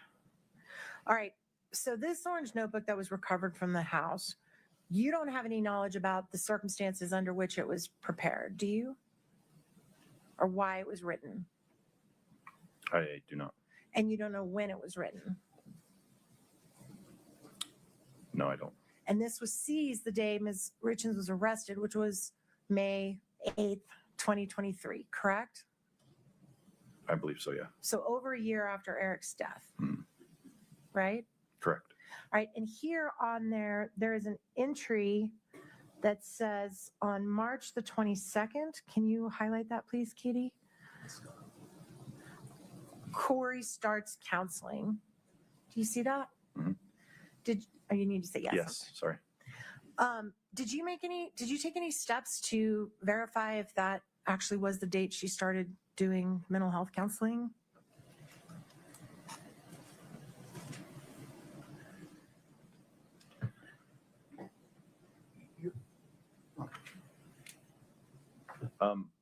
I didn't learn anything about her counseling from interviews that we conducted. We did get Kouri's medical records, and I don't remember if a mental health counselor was part of those, but that's possible. And I imagine as I forgot the word you used, as a serious crime investigator, homicide investigator, detective, death scene investigator, you've dealt with a lot of victims and family members who've been traumatized by a death and have required counseling. Is that fair? My involvement with victims doesn't usually go that far to know whether they sought counseling or not. We refer them to the Victims Advocate Service, and they're much more equipped to help them with that. Great. And have you ever heard of what's called trauma journaling? No. Do you know what that is? No. Okay. Your Honor, maybe approaching. I'll move on. I'm done with that. You Are don't know, we so- approaching or moving on? Why? We're moving on from the subject matter. No need to approach. Got it. We are moving on from the subject matter. Very good. All right. You also talked about the fact that you found it, I think you said suspicious, but I don't want to put that word in your mouth, but it was of significance to you that Carmen had placed a Mr. Richins obituary on her memory wall or her inspiration wall or whatever. Is that right? I noticed it. Yeah. I mean, Okay. it was something that caught my eye. Did you happen to notice if there were any other obituaries right around it or next to it? No, I didn't particularly notice. Can we pull up exhibit?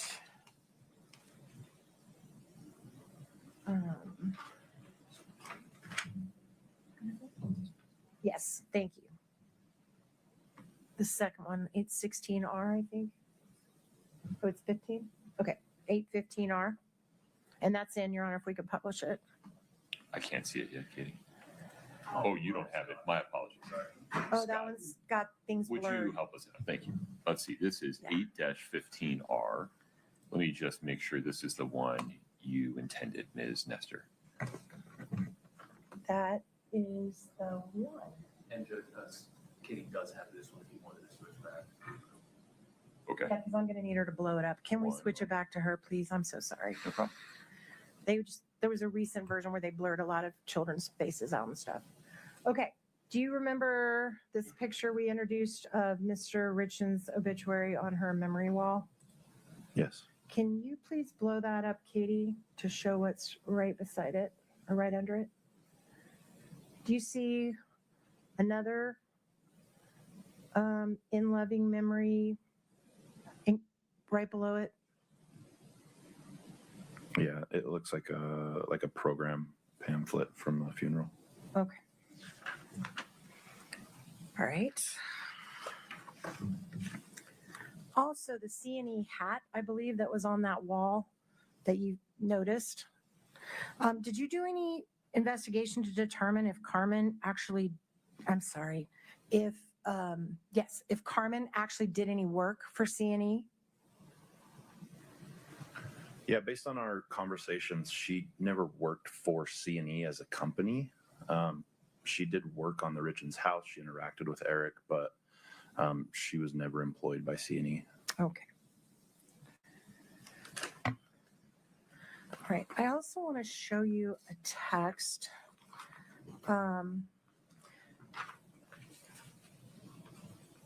as part of your investigation of reviewing texts between Eric and Kouri, Katie, if you could pull up exhibit 2 dash, I believe it's 9. 2-3. Thank you. That's it. Before you look at that, do you recall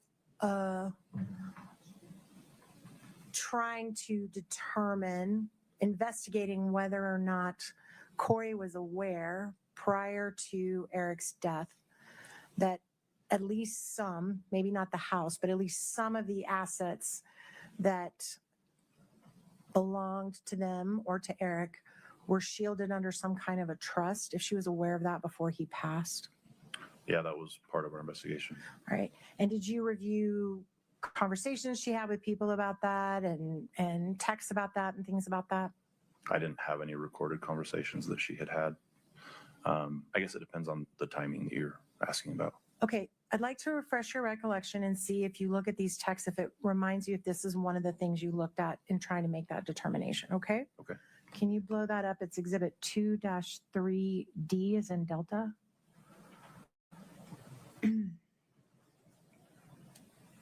And just let him look at all of them, please. Just slowly. Give him plenty of time to read.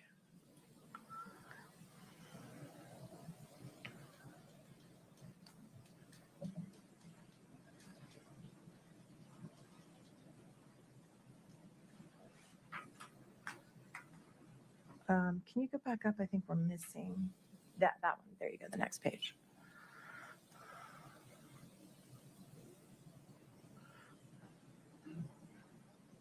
Does this refresh your recollection? Do you remember looking at this set of texts between Kouri and Eric?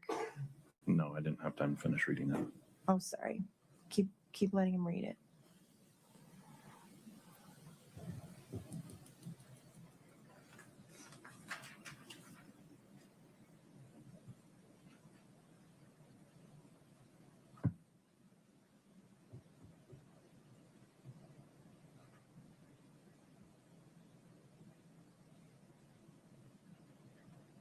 Okay. Does that refresh your recollection? Do you remember reviewing this series of texts between Kouri and Eric relating to the trust? I don't remember, and the context of those messages, I can't say that that's what they're talking about. Okay, so this does not refresh your recollection. No. Okay, court's indulgence for just one moment, Your Honor.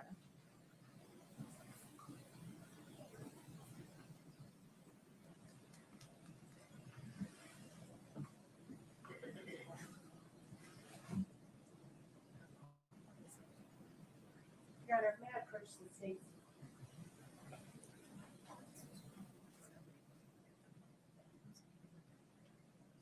No, that's not true.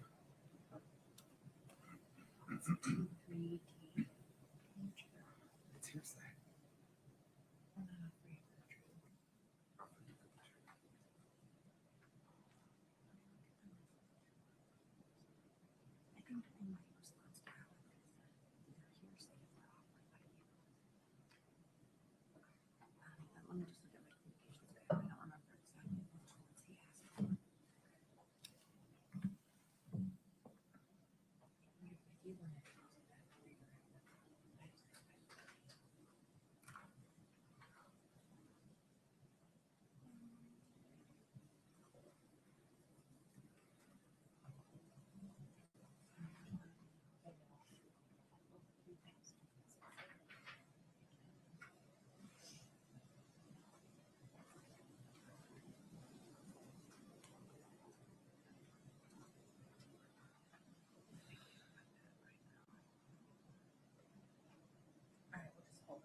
Yeah. Can you please keep looking at I could circle back. Okay. We're working on something, but I'm going to ask a couple more, move back, and then we may come back to it once she's done looking. So was it your understanding, without saying anything anyone told you, when you were conducting your investigation, did you become aware that Kouri knew of at least some portion of the some aspect of the trust being created before Eric passed. Objection, Your Honor. More foundation, otherwise it's based on hearsay. The foundation objection is sustained based upon the witness's prior answer. If you can start smaller, maybe build up to it, there may be some foundation here. Did you interview people, look at documents, review texts to try to inform your investigation as to whether Kouri knew that Eric had created a trust for at least some portion of their assets prior to his death? I reviewed information about the trust from several different sources. Everything that I reviewed suggested that she was not aware of how the trust worked or the consequences of the trust. Totally fair. I think you're right about that. But was she aware that it existed? Objection, Your Honor. Same foundation objection. Overruled based upon his prior answer. You can answer, Detective. I can't think of a specific instance, but I think there was some information that might have suggested that. Okay, thank you.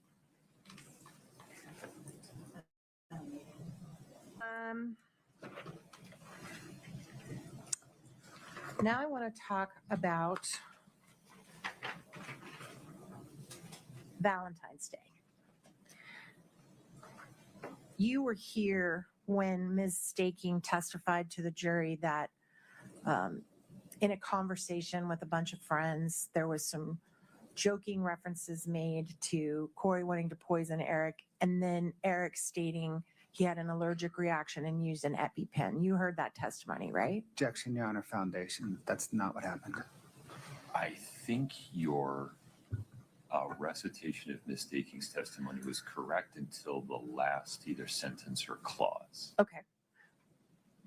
Did you become aware that at least in some context there was a discussion on about the Valentine's Day incident relating to Eric taking an EpiPen, using an EpiPen? Ms. Staking, from my memory, testified that there was a comment made by Eric in a joking manner that Kouri had tried to poison him. And then she said that Kouri's explanation was that it was an allergic reaction. And that he used an EpiPen, right? Didn't she say that was the very last thing she said, I think? I think so. Okay. So did you do any investigation into whether or not Eric was treated regularly for allergies? Yes. And in fact, he had an allergy doctor. Is that correct? Yes. And he had an EpiPen device in the master bathroom that was recovered during the first search. Probably. I know that there were some located in the refrigerator on one of the searches. EpiPens, that is. Did you ever investigate whether Eric discussed this allergic reaction with his doctor, his allergy doctor? I believe one of our investigators contacted the allergy doctor and conducted an interview. I don't remember what the results or content of that interview was. Did you determine what Eric was allergic to? Was he allergic to avocados or wheat or peanut oil? Do you know? From what I remember being told by the investigator that had that conversation, it was like seasonal allergies, trees, grasses, dander, things like that. Okay. Were you ever able to confirm that Eric ever sought any medical treatment for what allegedly happened to him on February 14th? Just that in his text message, he mentioned that he might go to the hospital. So I don't know for sure if he did, but he was feeling bad enough that he thought he might need to. Were you ever able to confirm that he did? No. Okay. All right. I want to also talk to you about Miss Susan Kohler. Do you know who Susan Kohler is? Yes. Who is Susan Kohler? She's an associate of Carmen Laubers. She worked for Doreen Kouri cleaning houses with Carmen Lauber. Okay. And in the course of your investigation, what did you determine, if anything, was the role that Susan Kohler played with respect to this case? We determined that she sold, I think the number was 15 to 20 Roxy's or prescription narcotic pain pills to Carmen at the request of Miss Richins. Okay. And was Miss Susan Kohler offered immunity like Crozier and Carmen Lauber were? Objection, Your Honor. Do you know? What's the basis of the objection, Mr. Bloodworth? Or do you need to approach? Relevancy. Approach for 1 second.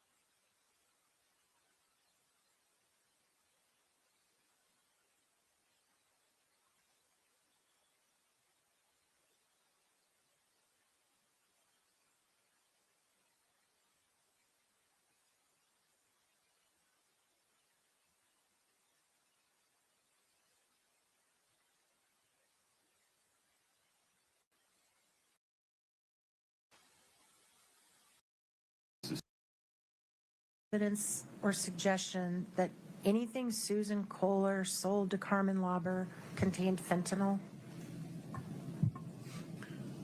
We found a bag of loose, I believe they were hydrocodone pills, in the mudroom walkway cabinet in the house. They were tested. They did not contain fentanyl. Thank you.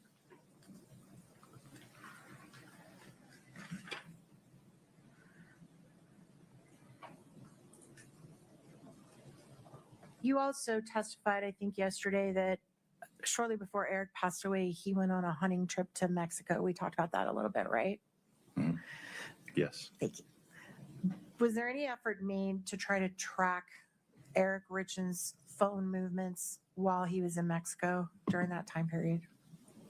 I don't believe we were able to get any kind of GPS location data from Eric's phone. I think the location data came from call detail records, as was demonstrated by Mr. Kotradimos. And you also reviewed the phone calls. Well, strike that. I'll strike that, Your Honor. Okay, I think I'm almost done. If I can just confer with counsel, I'm going to wrap it up. Anything else? Anything else? All right, we're almost done. So just to recap a couple of days of testimony that got interrupted a lot.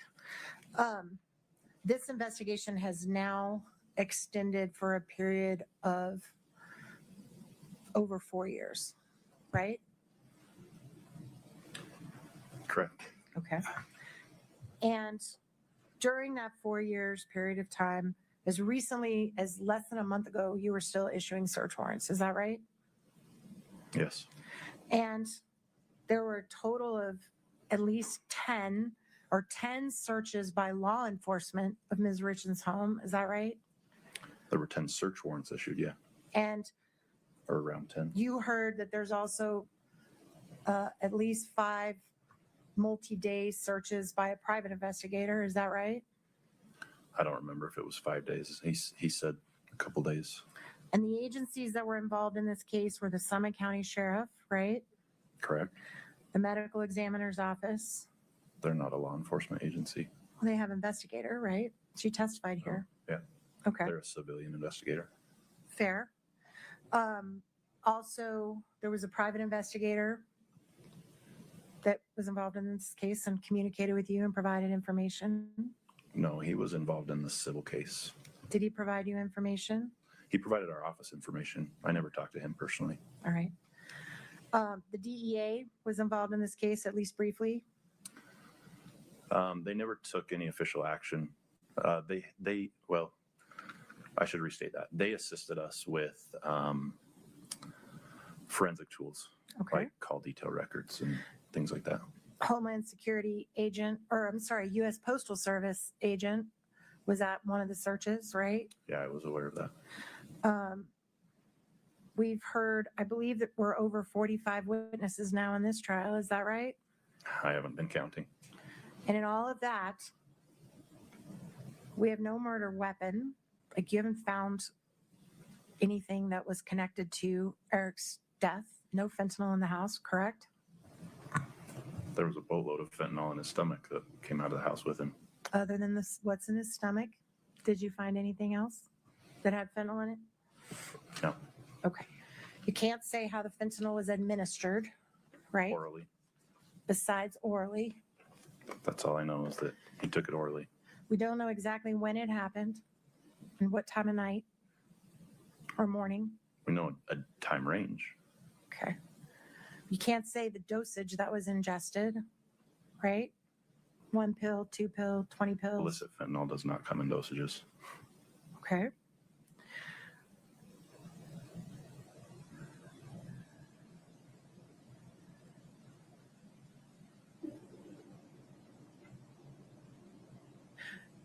You can't say what was ingested on Valentine's Day at all, correct? Fentanyl is definitely ingested.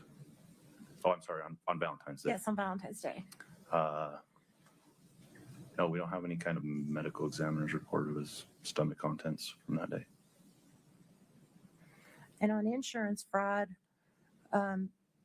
we have not heard any testimony about any representations that Kouri Richins made to her insurance company. Have we? Objection, Your Honor. If you put a word to it. Foundation.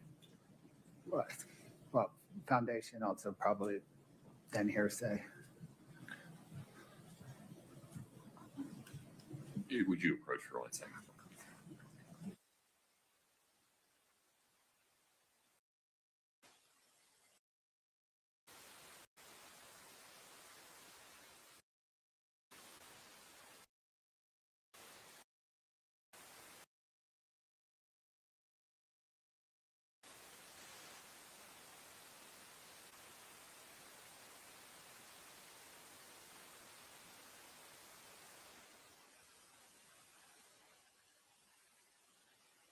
You're watching at Southern Sin, your new home for true crime. Smash that like button now. We'll be right back. If you can, exactly. I will. And we've not heard any testimony in this case about statements or representations Kouri made to her insurance company, correct?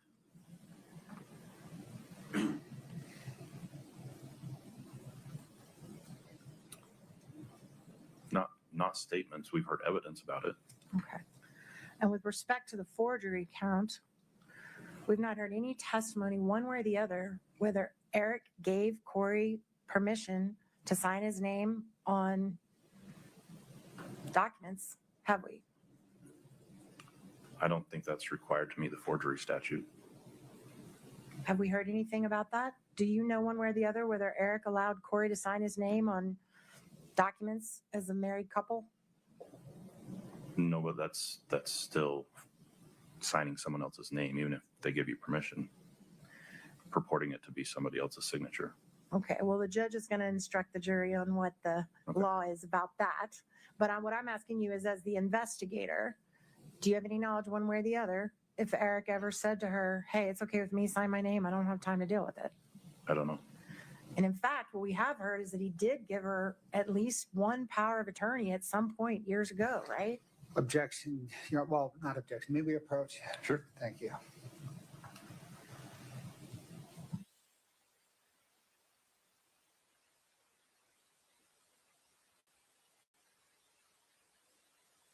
Welcome to all our new followers from our sister channel at Truth Talks Live.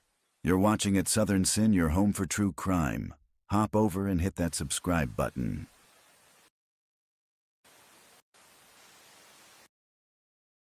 Heard him say that he could not say that Kouri Richins was who signed that document. Did you hear him say that? I heard him say that it was probably Not Eric. Probably not Eric. But he could not say that it was signed by Kouri, correct? Correct. Okay.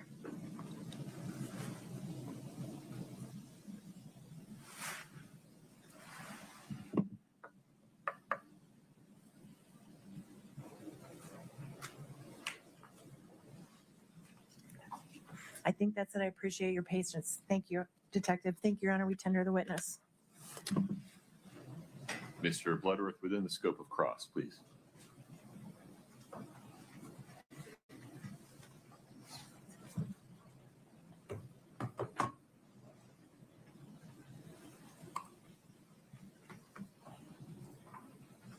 Detective O'Driscoll, in this case, are you the lead investigator among many investigators? Yeah, it's a large team. I've had a lot of help. Does your job in part involve coordinating the activities of all the other sheriff's office investigators? Yes, And are you the lead investigator for the sheriff's office as opposed to the county attorney's office? correct. I have no authority over what the prosecutor's investigator does. And does the county's, well, you may have just answered this, but does the county attorney's office have its own investigation capability and authority? Yes,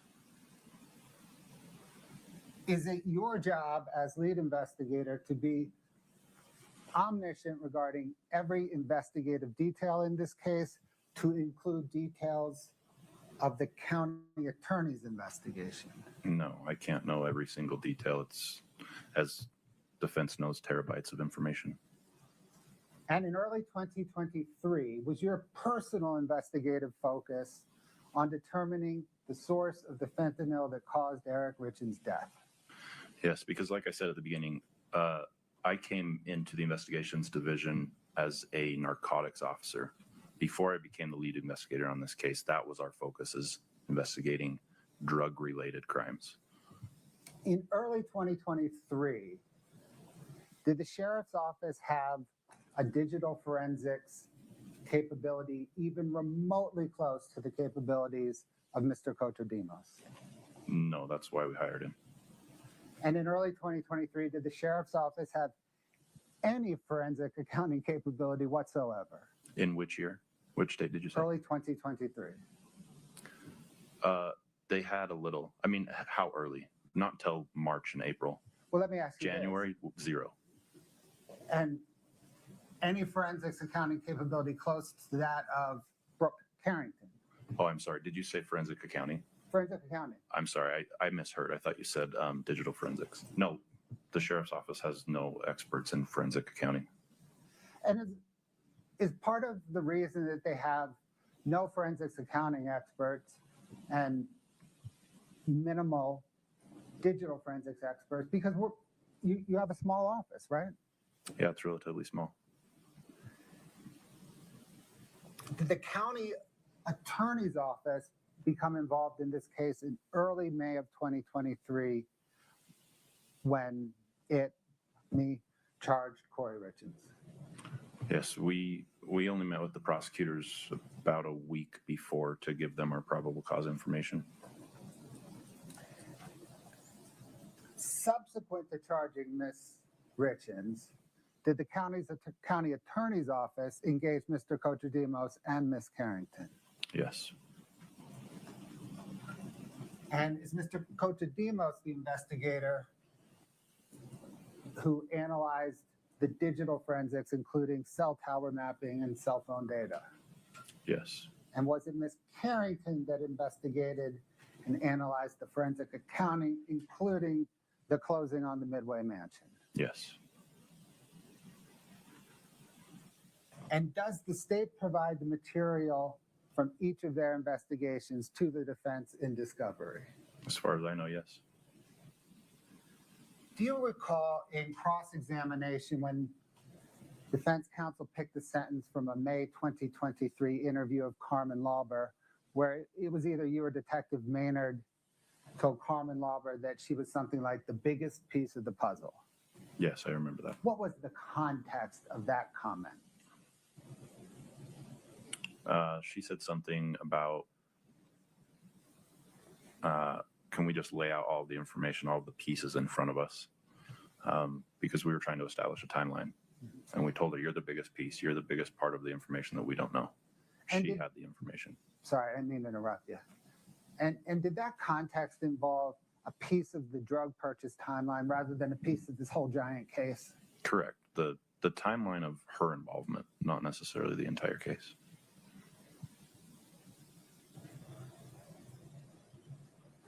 And did that interview predate any information on the forensic accounting?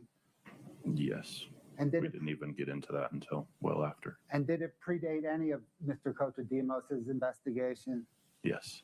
And did it predate your understanding of Kouri Richins' relationship with Josh Grossman? Yes.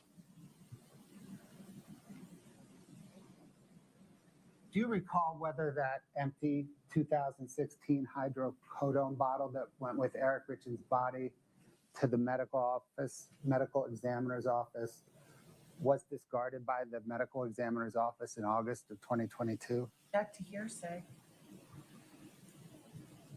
Please lay some foundation. Sustained. Do you recall what happened with the empty 2016 hydrocodone bottle? Need my objection. Detective, it's a yes or no. Start there. Yes. How do you know what happened with the 2016 empty hydrocodone bottle? I was told by other investigators that they're Objection. Sustained on hearsay.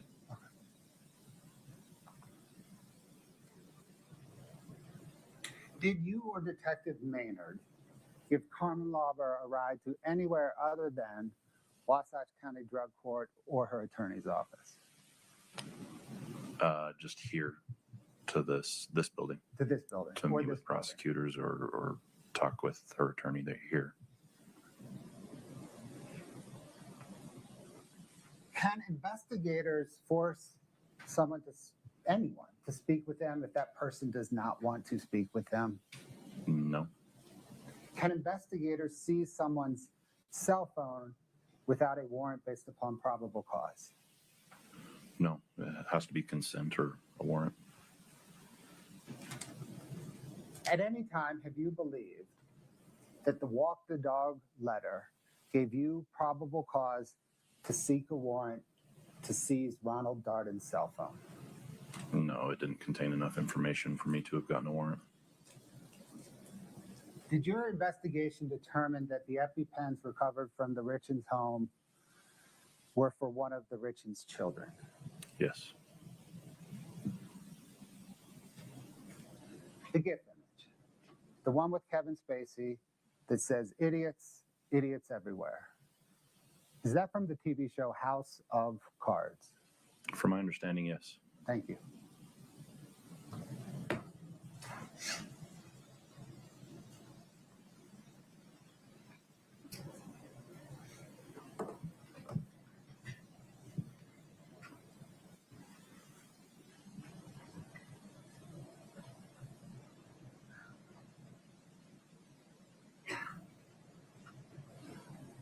I'm sorry, is he finished?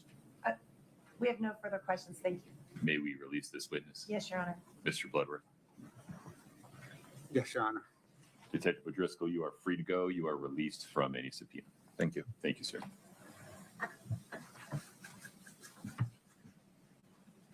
Mr. Bloodworth. Your Honor, the state has a stipulation to admit. I don't even think we have to publish it. So if the state could, I think we've marked it as 865. We'll No admit judgment. that now. Okay. Can I see it for a moment? There you go.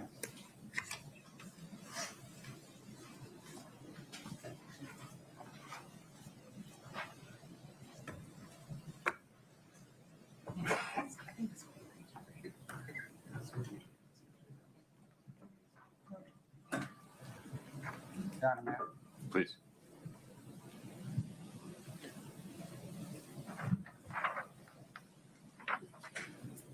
Do you want me to give the Mujisik and stipulation of fact preamble and read this to the jury?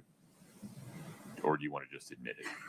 Your Honor, I think if we can just admit it now during jury instructions, when the court would instruct on that, we can read this. All right, we'll have a discussion about whether to convert this into a stipulation of fact instruction when the time comes. Right. Thank you, Your Honor. Okay.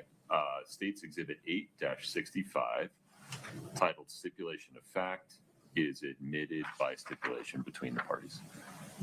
Mr. Bloodworth. Your Honor, state's in an interesting posture. Do you need a moment on the record outside the presence of the We jury? do. Okay.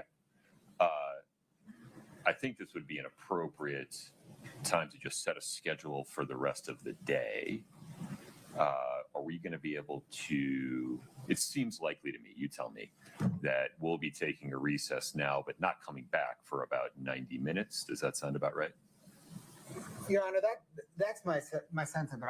I'm waiting on a defense decision. Okay. Well, in either way, I'll bet you a steak dinner it's going to be about 90 minutes, but we're going to rise for the jury, and I'll send out word through the bailiff. All rise for the jury. A lot of steaks.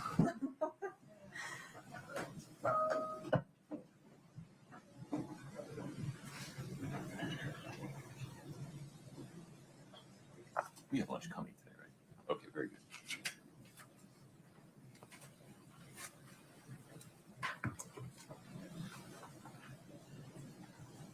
That's fine. I just appreciate Ellie. Yeah. Have a seat, folks. Thank you. And you're on it. All right, Mr. Bloodworth, we're on the record. The jury is not present. Tell me what's up.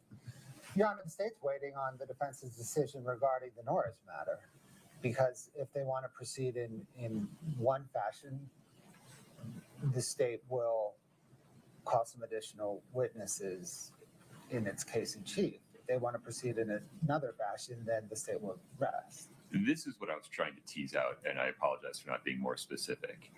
Given that they did not open the door to this issue through any of the state's witnesses in the state's case in chief so far, I understand the possible order of events from this point forward to be they'll make a decision about whether in the defense case to open the door to it. If they do, the state would be able to respond by, among other things, publishing evidence of Mr. Jeff's statements and, forgive me, the other gentleman, Bond Savage. Mr. Bonsavage's statements as part of the state's response to or rebuttal of the defense's theory of a failure or to investigate or incomplete investigation. But they haven't opened the door yet, so I don't think there's any need or ability for the state to get into it in its case in chief. Okay, Your Honor, then the state rests. Okay. With the state having rested, Ms. Nestor, does the defense have a motion? We do, Your Honor. Mr. Ramos is going to take care of that.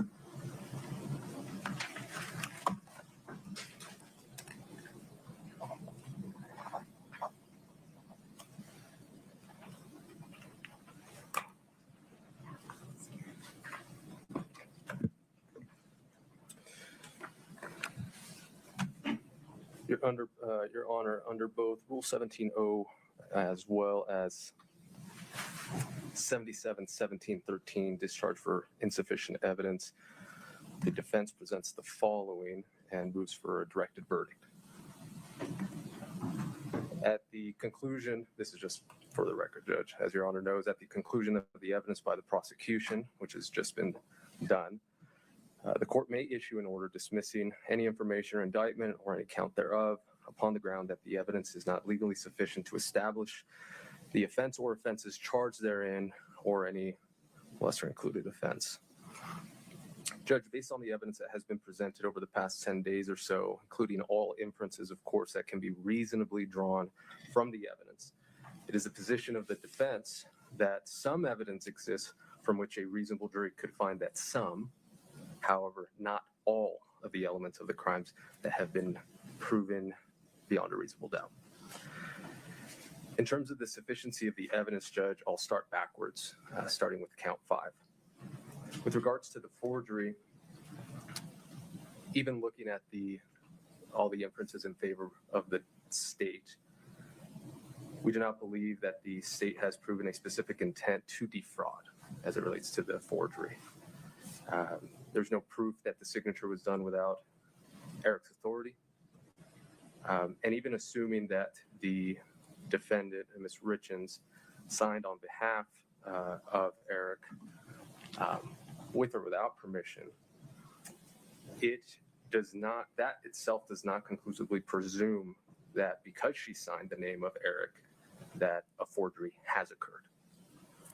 The act, in other words, of signing another's name without permission doesn't constitute forgery, again, unless it was done with the intent to defraud, which we don't believe it has been met here.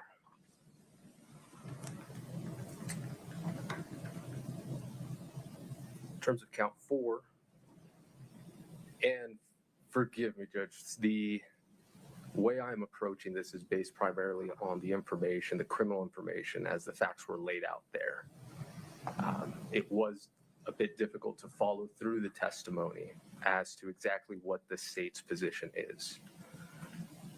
According to the criminal information, the basis for the true stage count 4 insurance fraud is that Ms. Richins, or rather True Stage left the voicemail with Ms. Richins requesting a copy of the prescription, any prescription Mr. Richins had for fentanyl. Then later that same day, Ms. Richins informed True Stage that fentanyl was not prescribed and that she had no idea how Eric obtained the fentanyl. I think it's that last clause of that sentence that this is the state's prima facie showing. Do you see it differently? And taking that as their basis, what the evidence has shown thus far has been that Ms. Richins sought and procured oxy from Ms. Lauber, that while Ms. Lauber indicated that it was fentanyl, her source, Mr. Crozier, provided fentanyl, that Mr. Crozier did not provide fentanyl. Rather, he provided prescription grade oxy. From that moment, from the supplier, Mr. Crozier, to Ms. Lauber, the evidence is that what was provided was oxy. May I ask you a direct question about that? Sure. Why couldn't a jury, properly instructed on the law and consistent with the court's duty when considering a motion for directed verdict, drawing all inferences in the state's favor, view the evidence as showing that Robert Crozier sold to Carmen Lauber 15 to 30 bluish pills marked M30. Carmen Lauber provided them to Kouri Richins, and then, based upon the testimony of Eric Haskell, that during that time frame, bluish pills marked M30 likely contained fentanyl. Two responses. One, the testimony from Mr. Crozier as to the quantity and the amount per pill does not jive at all with the Haskell testimony as to how much fentanyl grade, or I guess street level non-prescription pills were going for. What was indicated in the evidence was the amount that was paid was consistent with prescription grade oxys. So that's how I would answer your Honor's question. Okay.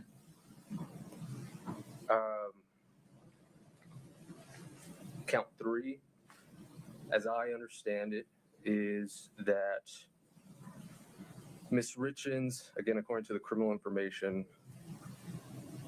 had indicated a phone number with an incorrect digit, the signature on the application that purported to be Mr. Richins is a forgery. We talked about count 5.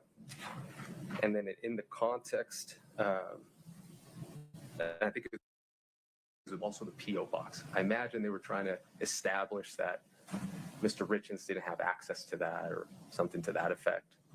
I don't believe any evidence has been presented to that degree, or The P.O. box, circumstantial evidence that Eric didn't know about it. not necessarily. If I view the inferences in the light most favorable to the state.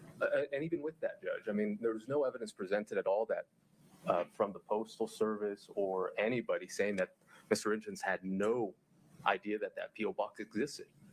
There was a statement and a question made by, I believe, the state, but no evidence was presented to show that that was actually the case. That's how I would answer your Honor's question.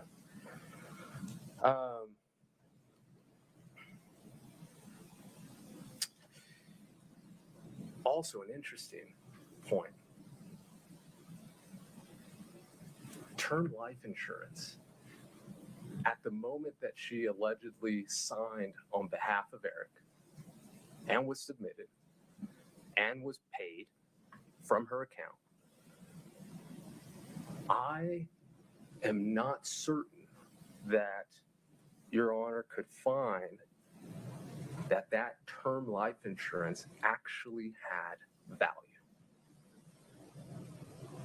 What I mean by that is that there is case law, of course, in the civil process or context, that in the context of term life insurance, Utah courts have specifically addressed whether such policies have value as property. And the Court of Appeals in Beckham v. Beckham, I didn't write down the citation, I'll provide that, Your Honor, held that term life insurance policies generally have no cash value and therefore no property value. This is, of course, in the context of marital assets.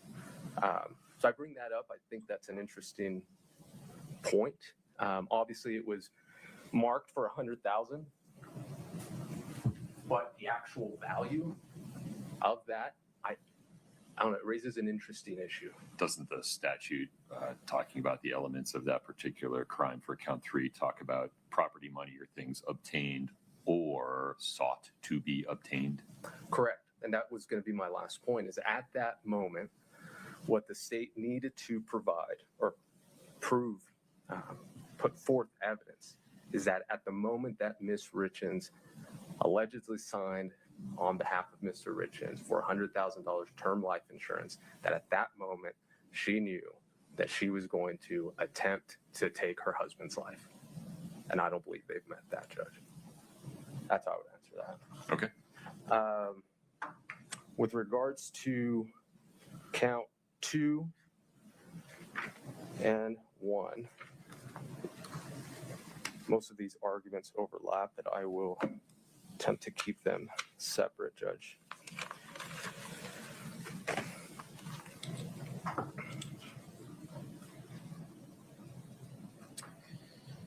As I understand it, in order for them to have met the elements, in order for Ms. Richins to be found guilty of an attempt, she must engage in conduct constituting a substantial step towards the commission of the offense. Here, evidence has been presented that she did seek to obtain oxy. We've had that discussion. Obtaining that oxy, just obtaining the oxy itself, is mere preparation. There is case law, as I'm sure Your Honor is aware, in State v. Johnson, 821 P2D 1150, that indicates that that is not enough. Coupled with the information that we just discussed as to whether it was oxy, whether it was fentanyl, I believe that's even Ms. Richins' case currently is even in a better posture than Ms. Johnson. So with that, if we look at it in the context of the Valentine's Day, there is no evidence at this point that what was obtained was fentanyl. One, even if it was oxy and she sought to obtain that, beyond that, there's nothing else, no other evidence that indicates that Ms. Richins took those pills, the greenish blue ones, I think at that time 15 milligrams is what Mr. Crozier said, and did anything else with it.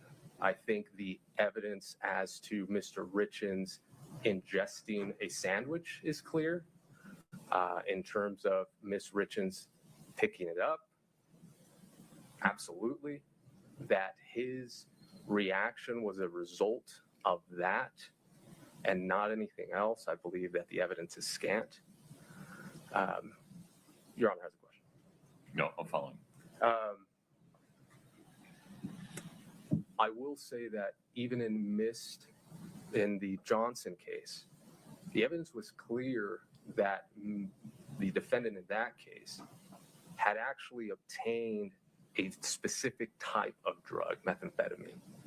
So even in that case, they knew exactly what was obtained. Here, it's unclear what was obtained. I will add this before I forget. It relates to all of this in your prior question. In terms of the pills, Ms. Lauber testified the amount of pills that was significantly different from what Mr. Crozier had indicated, as well as the packaging. I believe that's important in the court's consideration in terms of the what type of pills ultimately were given from Mr. Crozier to Ms. Lauber. This same argument, not to rehash it, applies to count one. And it leaves us with the administering of the drug. Zero evidence has been presented besides that fentanyl was in his system, in his gastric, and it was possibly orally ingested. There has been no evidence in terms of the administering of whatever it was at all.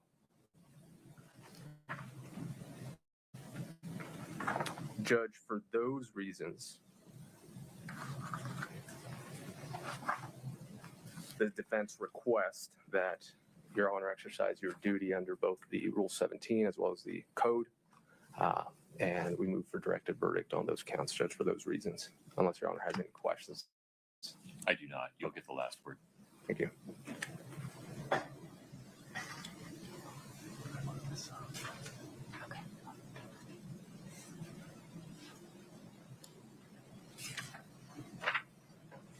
Your Honor, can I perhaps begin by asking the court if the court has any particular element that they would like the state to speak on? No, I understand the standard. I believe I understand the state's theory on each of the counts, especially 1, 2, 3, and 4. Speak to count 5 if you want to. Specifically, Mr. Ramos's argument regarding lack of believable evidence regarding intent to defraud.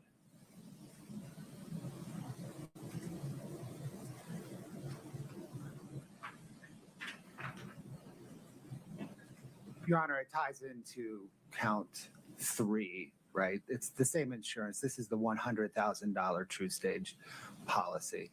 And the scheme charge, the scheme fraud in count 3 is that Kouri Richins, at the time she took out that $100,000. Well, this is interesting.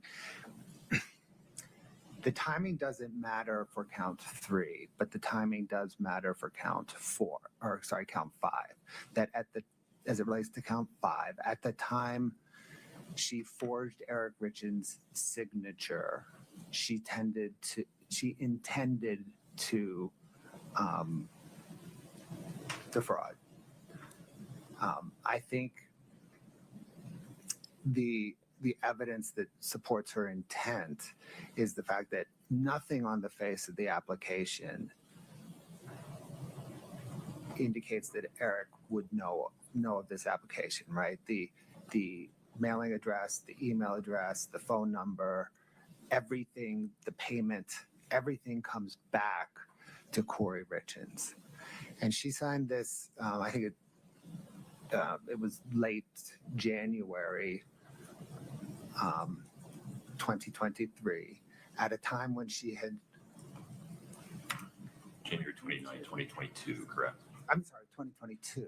It was the end of January 2022, at a time when she had already begun asking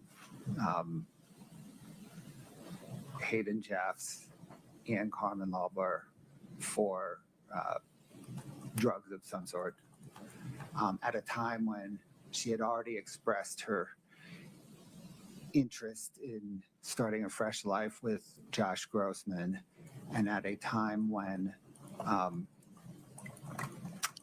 she had told Becky Lloyd that she would be better off if Eric was dead. And at a time when she had told Josh Grossman if he would just go away. So There is sufficient evidence in the light most favorable to us, to the state, that a reasonable jury could find that on January the 29th, when she forged Eric Richins' name, she had intended the entire fraud scheme that's charged in count 3. Understood. Anything further? No, Your Honor. Okay. Thank you. Mr. Ramos, anything further, sir?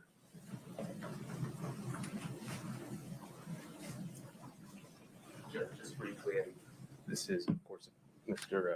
Bloodworth wants to respond to this. I did neglect in my argument initially as to count 2, the testimony regarding the, I guess, the joking nature conversation that Ms. Stakings had that she testified to with both Ms. Richins and Mr. Eric Richins. Of course, Your Honor, heard that, so I would just add that for the record. Understood. Thank you. Thank you. Mr. Bloodworth, anything further? No, Your Honor. All right, folks. I appreciate the argument. This is an important motion. Let me just take 5 minutes to collect my thoughts, and I'll give you a ruling. We'll be in recess until 5 of noon. Thank you. All right.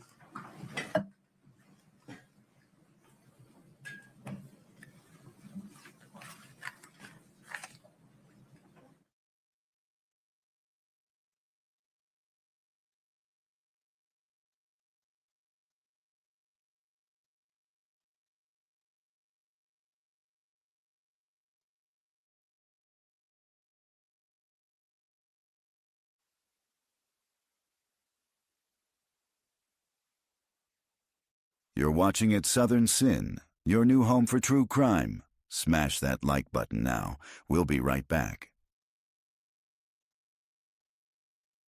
Thank you for subscribing to At Southern Sin. Keep our algorithm high by hitting the like button now and use hashtag Sinners in the chat to win a free membership.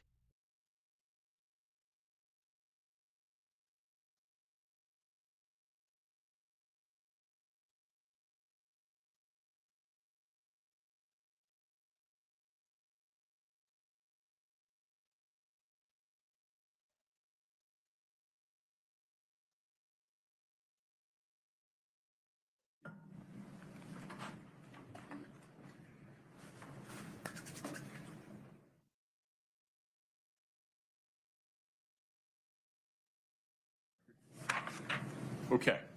We're back on the record in case 231-500-139. Counsel for the state are present, counsel for defendant and the defendant are present. The issue before the court is defendant's motion for a directed verdict seeking dismissal of counts 1 through 5 in the operative information.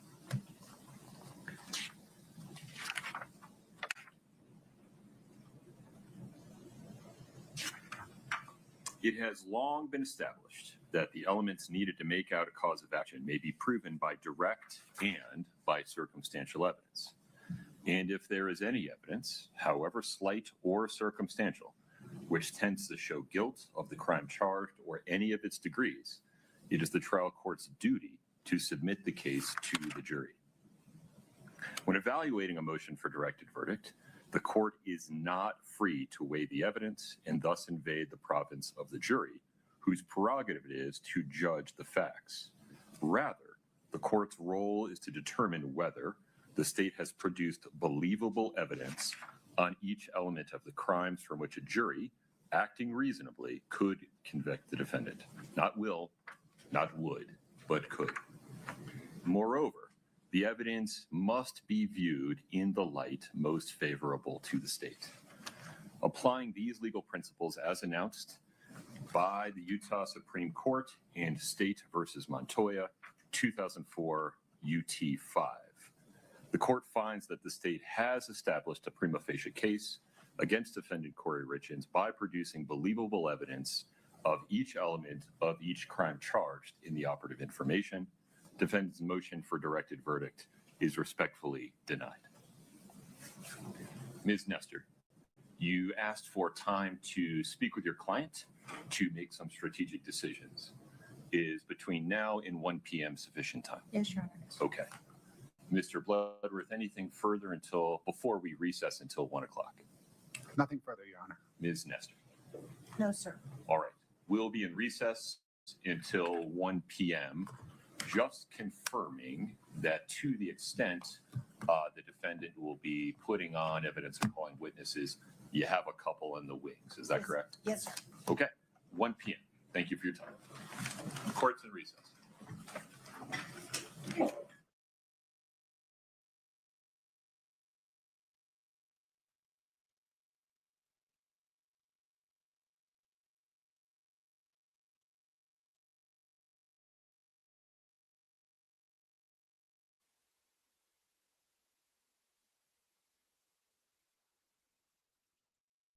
You're watching at Southern Sin, your home for true crime.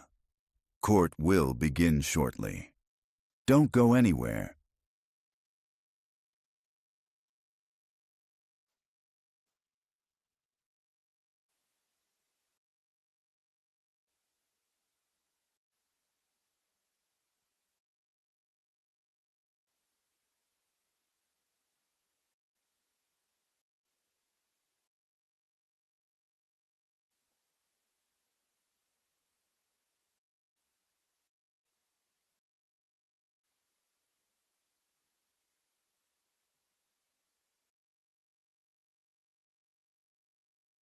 In front of the jury, yes. Right?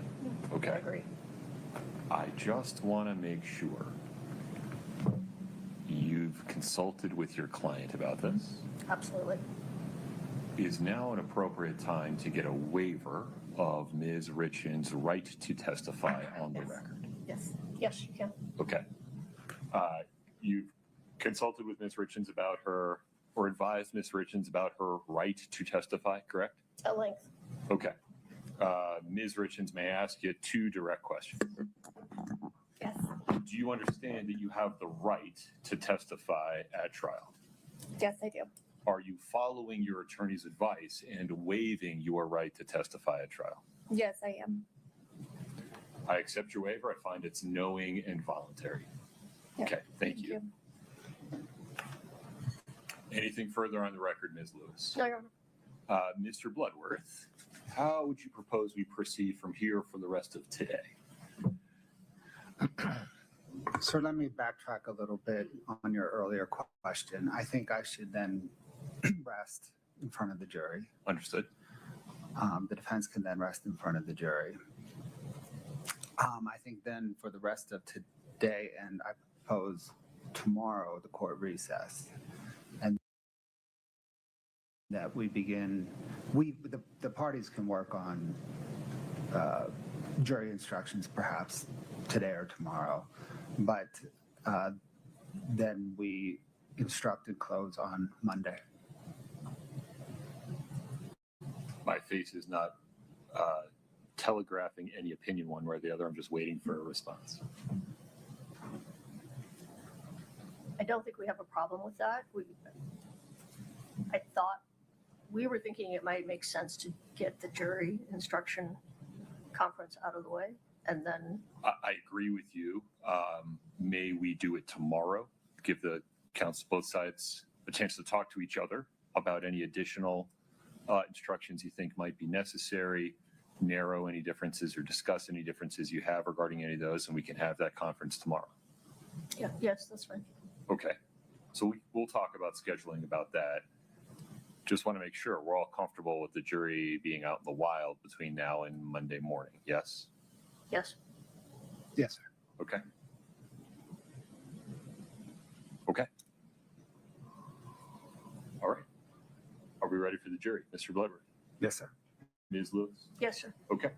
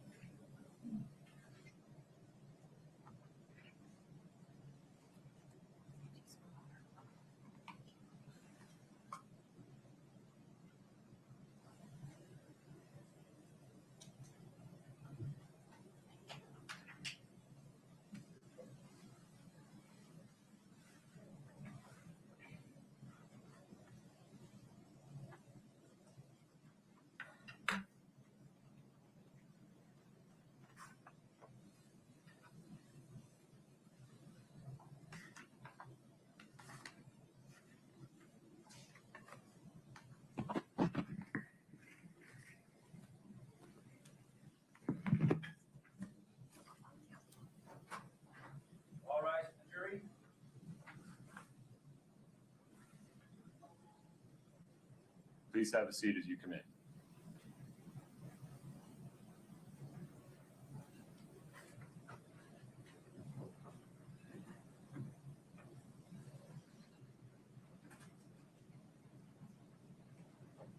Have a seat. Thank you. Mr. Bloodworth.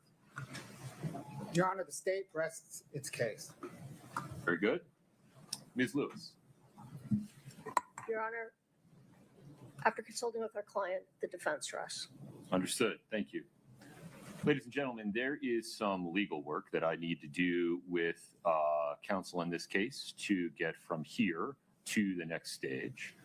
Rather than use your time inefficiently with you in the courtroom, we're going to do the following. We're going to recess for today. You will be on your own in the wild between now and 8:30 a.m. on Monday morning. I cannot emphasize this enough. Between now and 8:30 a.m. on Monday morning, please do not say anything about this case to anyone. I would understand if you had to tell somebody that you have to be back here at 8:30 a.m. on Monday morning. Other than that circumstance, please do not discuss this case with anyone. Do not allow anyone to attempt to talk to you about it. It will take affirmative effort and diligence. I need you to use that same affirmative effort and diligence to make sure you avoid watching, listening, or reading anything about this case from any source whatsoever. And please do not do any search, research, query, anything of any kind between now and 8:30 a.m. on Monday morning. Please travel safe. Enjoy your weekend. I'll see you at 8:30 a.m. on Monday. Please rise to the jury.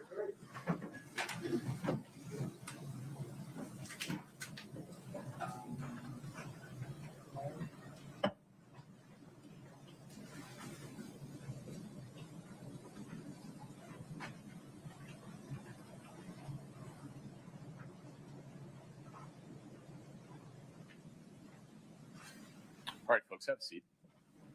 May I propose the following? That counsel have an email exchange or a phone call, say 4 p.m.-ish today, about the state of the jury instructions and whether you think there need to be any additions or amendments. And then, to the extent there are, please send me an email or file something in the docket and let me know that you did. And then what time would you like to get together to talk about the instructions one by one tomorrow? 9:30. Do you want to do it a little later just so I have time to look at whatever happens? You suggest? Late as possible. Want to do it at 1? Yes. Sure. Mr. Bloodworth? Sure, sir. All right. So you're all at least going to compare notes by the end of the day today. And if you file anything additional, you'll let me know by email.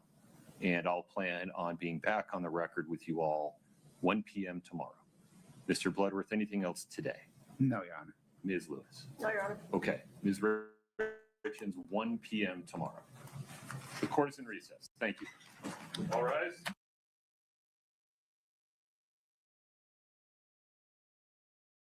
For more exclusive true crime episodes and explosive live trial coverage, subscribe to at Southern Sin and at Truth Talks. Join us every day at 9 a.m. Court is adjourned. Catch us again tomorrow morning for all the live trial action, right here on at Southern Sin and at Truth Talks.